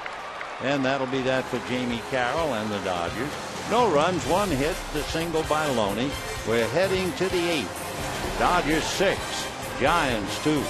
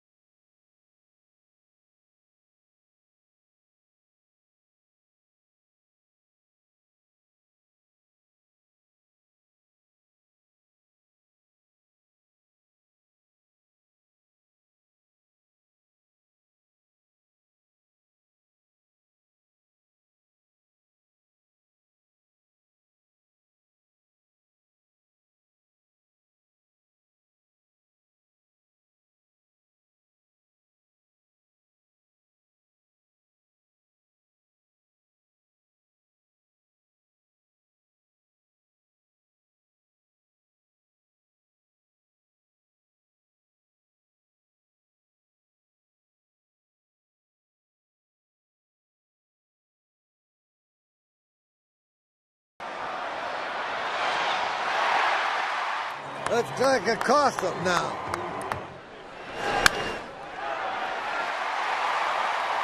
Attaboy, D. Way to go. Tommy Lasorda's last regular season game as manager of the Dodgers, Sunday, June 23rd, 1996. Dodgers defeated Houston 4-3 here at Dodger Stadium, and Mike Piazza won that game for him with a home run in the bottom of the ninth to give Tommy 1,599 wins. We go to the eighth. Hector Sanchez will be batting for Stewart. They've already used Connor Gillespie, who grounded out in the fifth inning. On deck, Pat Burrell. Hector hitting .206. Switch hitter hitting .250 from this side of the plate. The Sanchez they really miss is Freddie Sanchez, the second baseman. We were talking earlier, the biggest single loss was Buster Posey.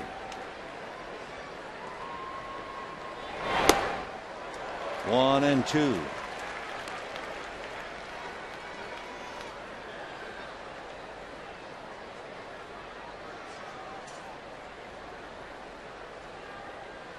One ball and two strikes to the switch hitter. Fouled off. Sanchez has been in only 9 previous games. He's 1 for 3 as a pinch hitter with a run batted in.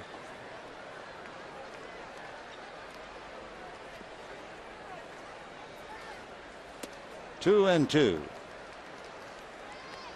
Hector is from Venezuela.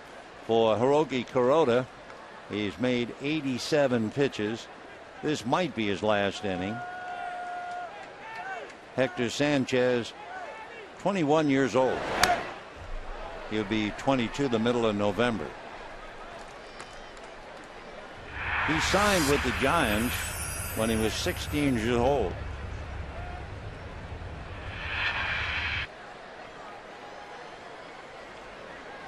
Two and two.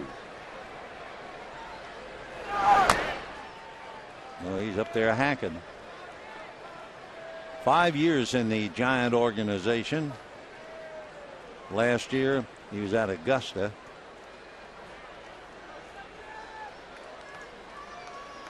Good young catcher. 2 balls, 2 strikes.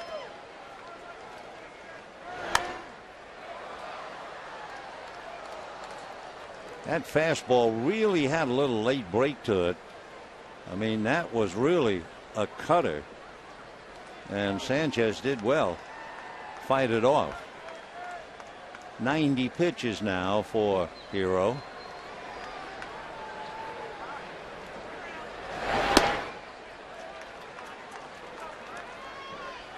Kuroda has allowed 2 runs and 4 hits. He has not walked anybody. This is about as close as he's come, 3 and 2. And a line drive base hit into right field. That was a nice at bat for a young catcher. Hector Sanchez. Leadoff single. And Pat Burrell now coming up. Attention, please. Pinch hitting number 5. Pat Burrell has had a wonderful career out of Eureka Springs, Arkansas. 34 years old. He'll be 35 in October. Pat, very impressive looking. 6'4", 227. Now, after 92 pitches, I think they will lift Kuroda. We'll see. Remember, this being the final game, the big question is, will this be the last game Hiroki Kuroda will pitch? And he'll be coming out. He deserves a pat on the back and an ovation from the crowd.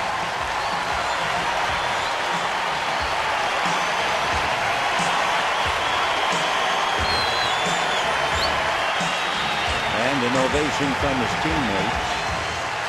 a well-respected veteran, Hiroki Kuroda.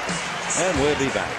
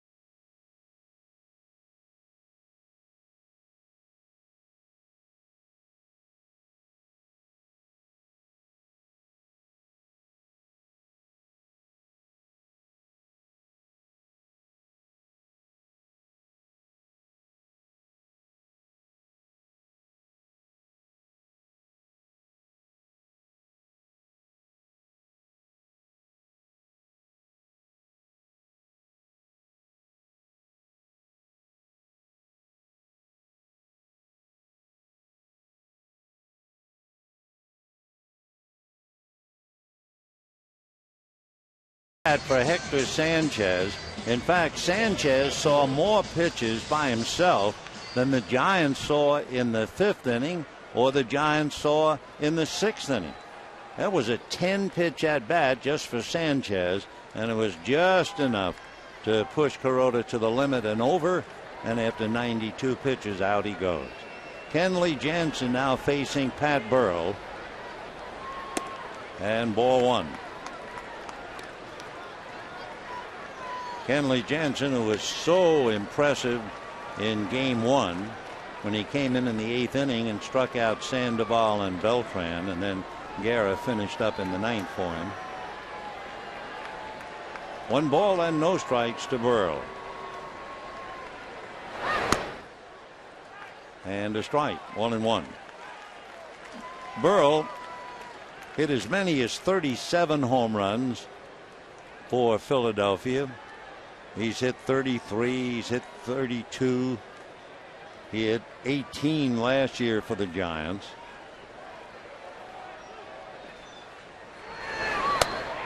One and two.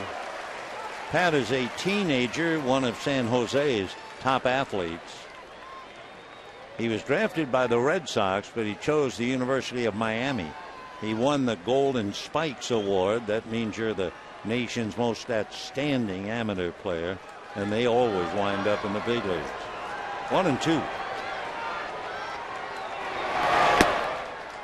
2-2. Andres Torres comes out on deck. Torres would bat for Christian. Switch hitter. 2-2.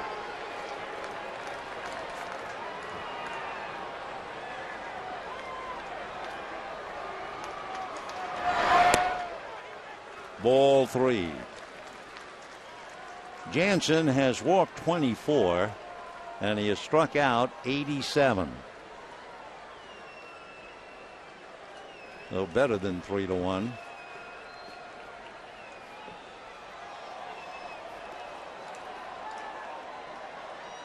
Burrell has only played in 89 games. He's had a bad foot. And he draws the walk. So here in the 8th inning, Giants trying to get off the floor. Sanchez with a great 10-pitch at bat and a single. Now Burrell comes up and draws the walk. Runners at first and second, nobody out. Andres Torres will bat for Christian, and Emmanuel Burris will run for Burrell.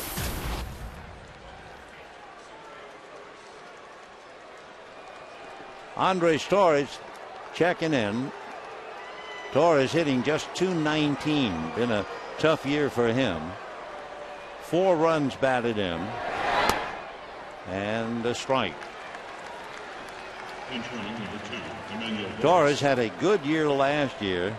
Never could get started this year. Dodgers have usually kept him pretty much in check. He's hitting about 195 in his career against the Dodgers. 1 ball and 1 strike. Torres is from Aguada in Puerto Rico, originally signed by the Tigers. He's a good bunter. He has at least a half a dozen bunt singles this year, so they have to watch him on that. 5'10", 190. He's got Sanchez at second, Burris at first. That is on the corner. 1-2. Kenley Jansen had 2 strikes on Burrow, couldn't put him away.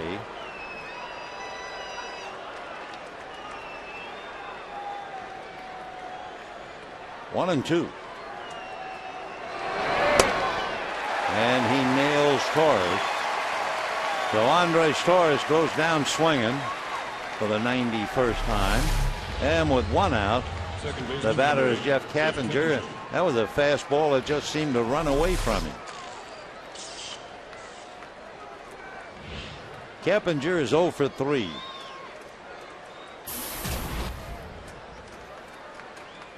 Second baseman grounded to short, lined out to first, grounded to second. Hitting .279. 6 home runs, 34 runs batted in. And a strike. So Jansen just continues to put the heat on the hitters. Nailing Torres. Caffinger, like Torres, has had a very rough year against the Dodgers. And Kepinger's a good hitter. His batting average against the Dodgers this year right now, 162. Ask him about Dodger pitching. 0-2 to Jeff. How did he hit that? Wow. I mean, that was a 95-mile-an-hour fastball in. Watch this swing. Just did get around, could not extend his arms at all. So that's called staying alive. 0-2. On deck, Carlos Beltran. And a high fly ball that's playable. Matt Kemp is there. Run is hold. 2 out. So Keppinger now has 6 hits and 38 at-bats against the Dodgers. They have shut him down completely. And with 2 out, it's a rematch. Kenley Jansen and Carlos Beltran. Remember the other night, Clayton Kershaw's effort to win his 20th. Beltran came up with 2 men on after Stewart had homered, and Jensen really bailed Clayton out. So let's see this time. Beltran didn't swing last time. 0-1. And that was 95. Carlos homered in the first inning. Lost a single, a fly ball, and a diving catch by Matt Kemp in shallow center. And then the last time up just grounded out. 0-1. 2 on, 2 out. 8th inning, 6-2 Dodgers. 1-1. It's amazing to look at Kenley Jansen, realize a converted catcher who has come so far so quickly.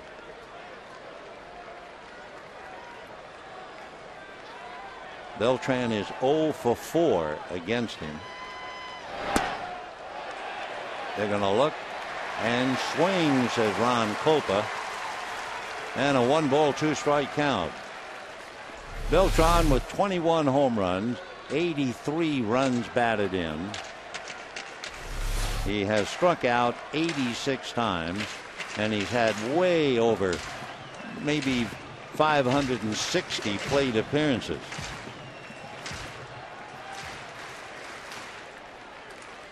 He's walked 69 times. All right, 1-2. And pops up. Jamie Carroll and Dee Gordon. It's Gordon. So Kenley Jansen comes in and puts a number on the Giants, relieving Hero, and it's 6-2 Dodgers.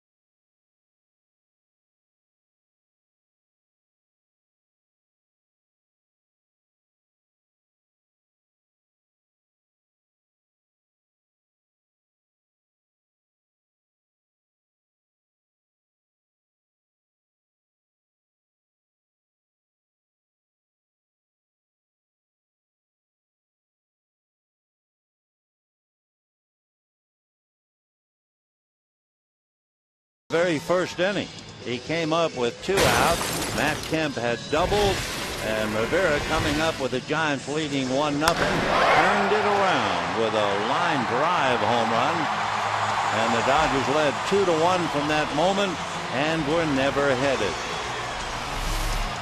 So Rivera then got a base hit in the 3rd inning to drive in his 3rd run, lined to left field in the 5th. Meanwhile, Barry Zito comes out of the bullpen, and Zito, like Sergio Romo, wears those pants tucked in at the knee so you can see the black and orange stockings. For Zito, this would be the 2nd game in which he has relieved. 3-4, ERA 5.5. So it's been a struggle for him. Dodgers will have Russ Mitchell to face him. Barry Zito has a lengthy contract with the Giants, and I believe he has 2 more years. In there for a strike. Mitchell hitting just 182. Russ 2 home runs, 2 RBIs. Played some 3rd, a spot at 1st. Even caught in the bullpen. Ground ball to the hole, backhanded, is slipping at Crawford, but still gets him. Zito gets the first man. We checked, Barry is signed through 2013, and the Giants have an option 2014. Young Hector Sanchez is handling him behind the plate. Andres Torres is in center field. So Mitchell grounds out, and here's Dee Gordon. He has 2 singles and a walk. He has knocked in a run, and he's been caught stealing. Big roundhouse curveball at 72 for a strike. When the Giants come up in the 9th inning, they'll have Sandoval, Huff, and Belt. Another curveball fouled away. So 2 curveballs, each one only 72 miles an hour.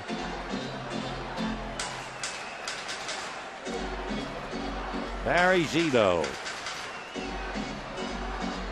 Last we checked, he had 142 victories in his career. Started over 353 games. 0-2. One of the amazing things about Zito, he's been blessed. He's missed one start in his major league career. Never been on the DL. And you have to be blessed. Play this game that long, that hard. 1 ball and 2 strikes. 2-2.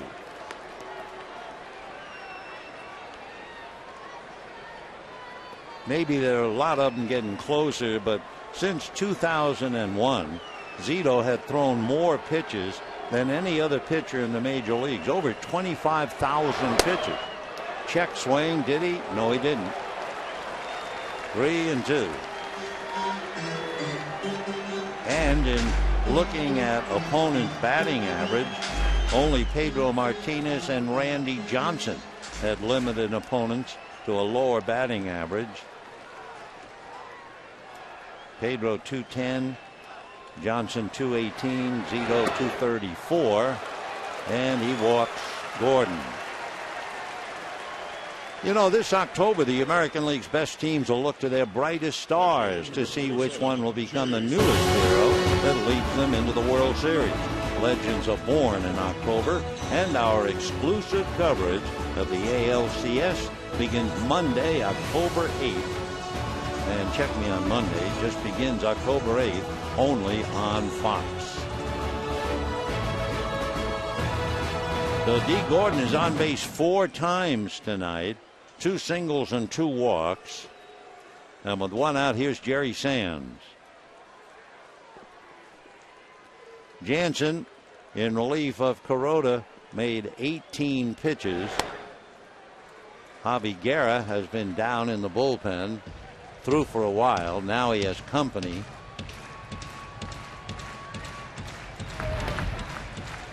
Scott Elbert down there with him. 1 ball and no strikes. Sands 1 for 4. Hit 2 long fly balls to center. Single to left and grounded out.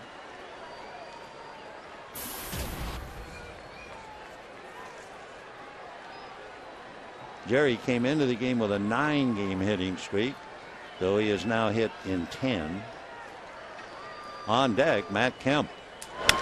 And another fly ball. Torres at the other end of it. So that's 3 fly balls to center off the bat of Jerry Sands. He goes 1 for 5, and now here comes Matt Kemp with 3 doubles tonight.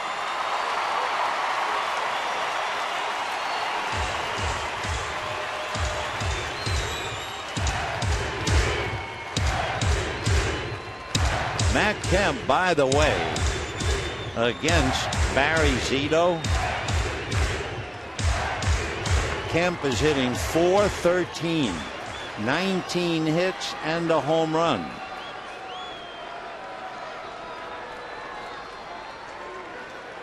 Gordon at first with 2 outs, 6-2 Dodgers in the 8th. If Gordon knew that Matt Kemp was hitting what he has hit in the past against Barry Zito, the last thing he would do now is deprive Kemp of an at-bat. Never mind the sentiment about maybe his last at-bat this year at Dodger Stadium.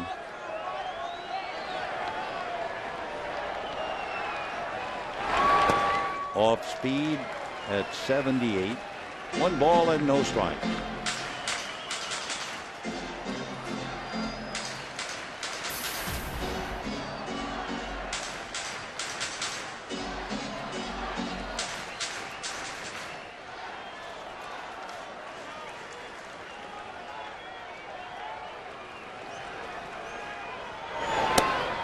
Fastball away. 2-0. When Barry Zito was at his peak with Oakland, he won 102 games and his winning percentage was .618. but he has been a bitter disappointment for the Giants. 43 and 61. 2-0. And a fly ball to dead center. Torrey's going back on the track at the wall. I can't believe it. Another towering home run.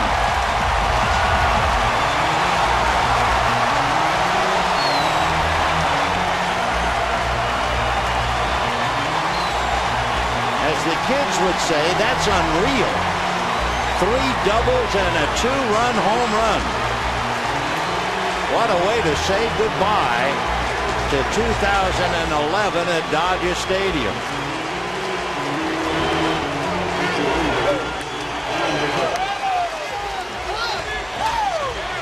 Amazing.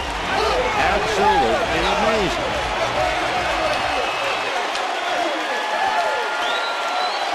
That's not a bat he uses. That's a magic wand, without a doubt. Ball 1. They want Matt to take a curtain call. There he is.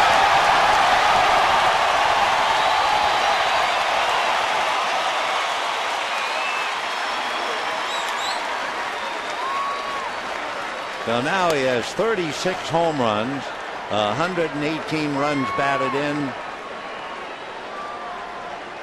Really, almost unbelievable.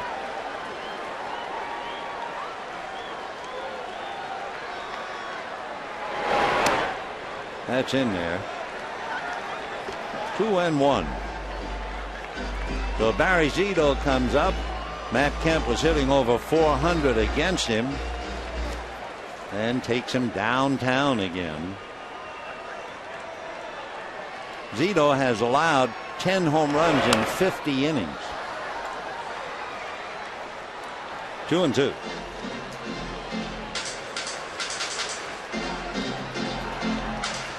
Boy, it must be tough when you can no longer do what you could do so easily and effortlessly in the past. And for Matt Kemp, all he can do is sit and grin.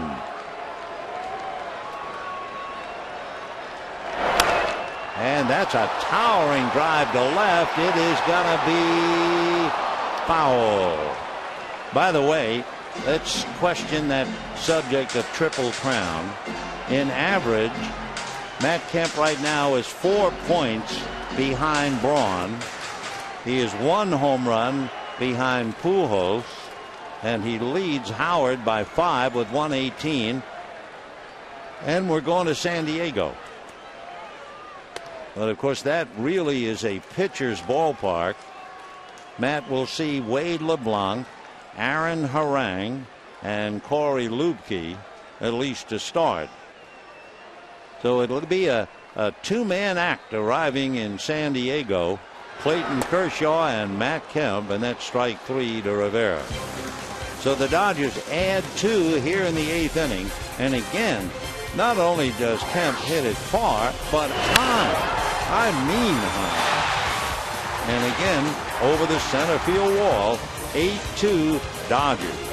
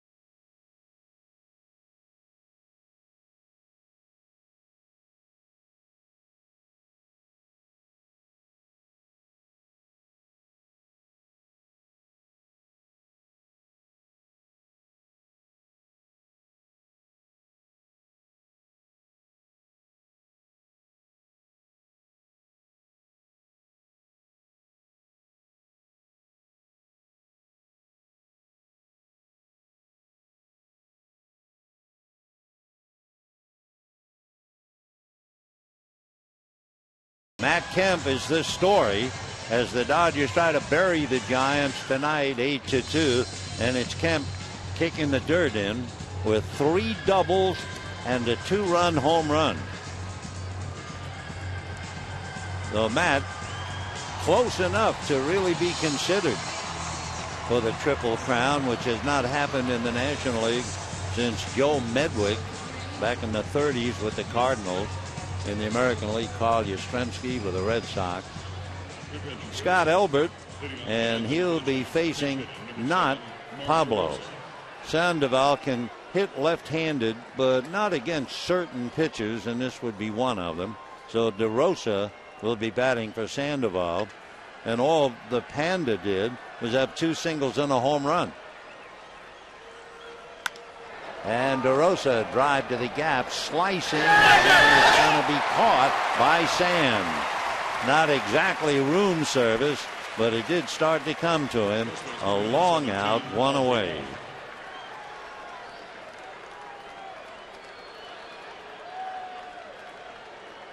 Now Aubrey Huff, 0 for 3, grounded out, hit into a force play, fly to left. 8 runs, 13 hits for the Dodgers. Rivera and Kemp home runs, and Kemp with 3 doubles. So 10 total bases for Matt Kemp tonight.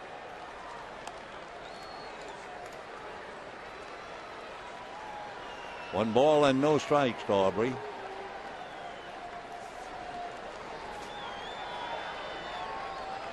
Elbert in his 44th game.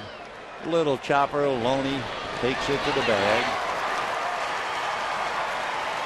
Dodgers now 1 out away from taking it to the bank. And Brandon Belt will be coming up. So it's been a big night here. Dodgers celebrating Tommy Lasorda's 84th birthday.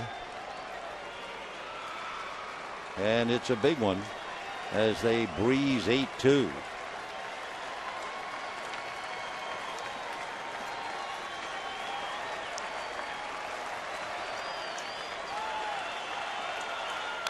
Foul back. Brandon Belt hit back to the box, fly to left, fly to center.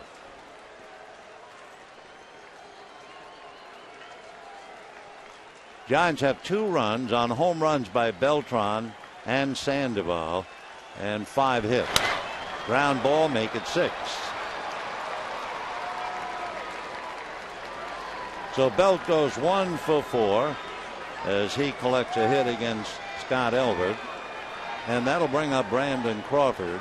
And Crawford will not come up. He's a left-hand hitter. They'll send Brett Pill up to bat for him. Attention, please. Pinch hitting number 6, Brett Pill. Brett Pill started last night and had 2 singles and a double. Knocked in a couple. In the first game, he went 0 for 4 and struck out twice. Paid attendance to say goodbye for this year, 37,560. 37,560. And what a night they had watching Matt Kemp. 4 extra base hits.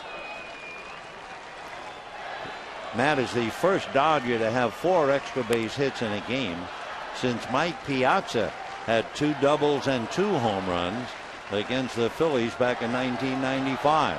Matt had 3 doubles and 1 home run. 2-0 to Pill.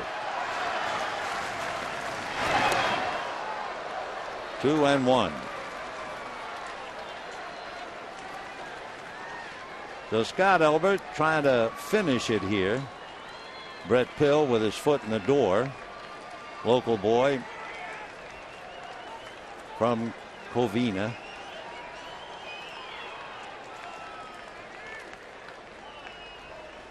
Brett just turned 27. And a strike. Jim Wolf takes his own time calling strikes. Jim, brother of Randy Wolf, who will be pitching in the postseason. Jim's been umpiring 10 years in the big leagues.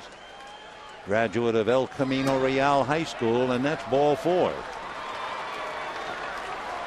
So Scott Elbert gets the first 2, then gives up a single and a walk. Hector Sanchez, who had that impressive at-bat against Hiroki Kuroda coming up. Remember, he had that 10-pitch at-bat and then single to left field. That was the end for Kuroda. So Sanchez, 21 years old, hitting .250. Dodgers trying to get him and end it. And Rick Honeycutt has gone out to talk to Elbert to talk about how they tried to pitch him. They gave him everything but the kitchen sink in the 8th inning. And on the 10th pitch, he singled to left.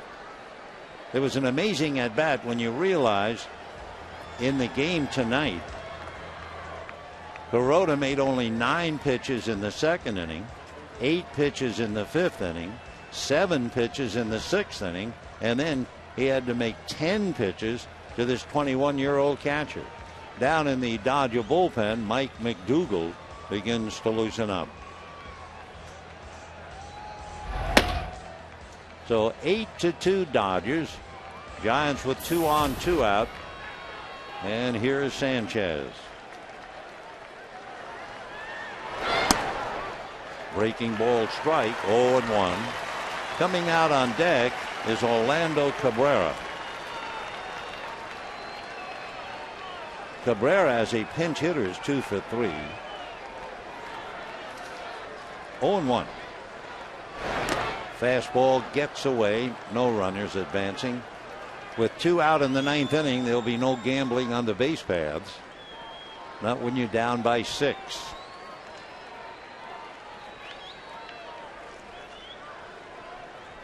Kuroda, then Jansen, now Elbert. They opted not to bring in Javi Guerra. One last shot for Bruce Bochy. 1-2.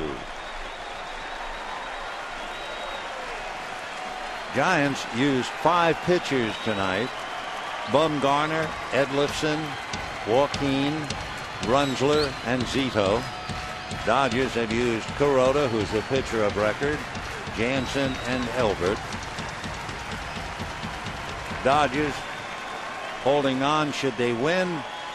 Each team will have beaten the other 9 times this year.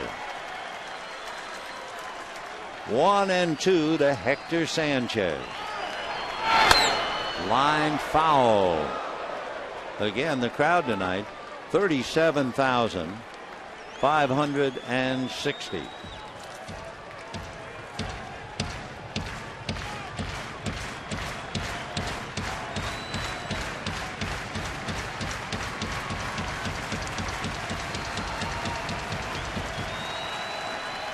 One ball, 2 strikes. Got him.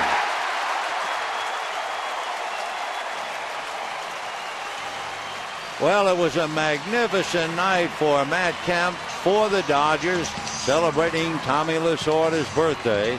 8 runs, 13 hits, no errors for the Dodgers.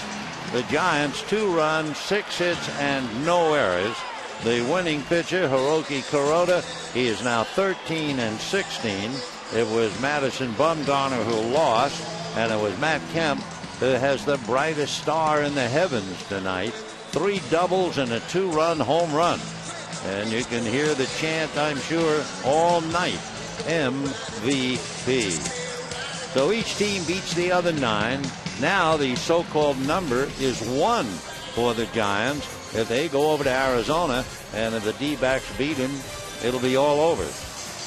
They're still alive for the wild card, but even that's getting hairier. So this is it. It was a great last night, a finale at home with 6 games left on the road. Well, friends, stay tuned for Dodgers Live coming up next. Good night, everybody.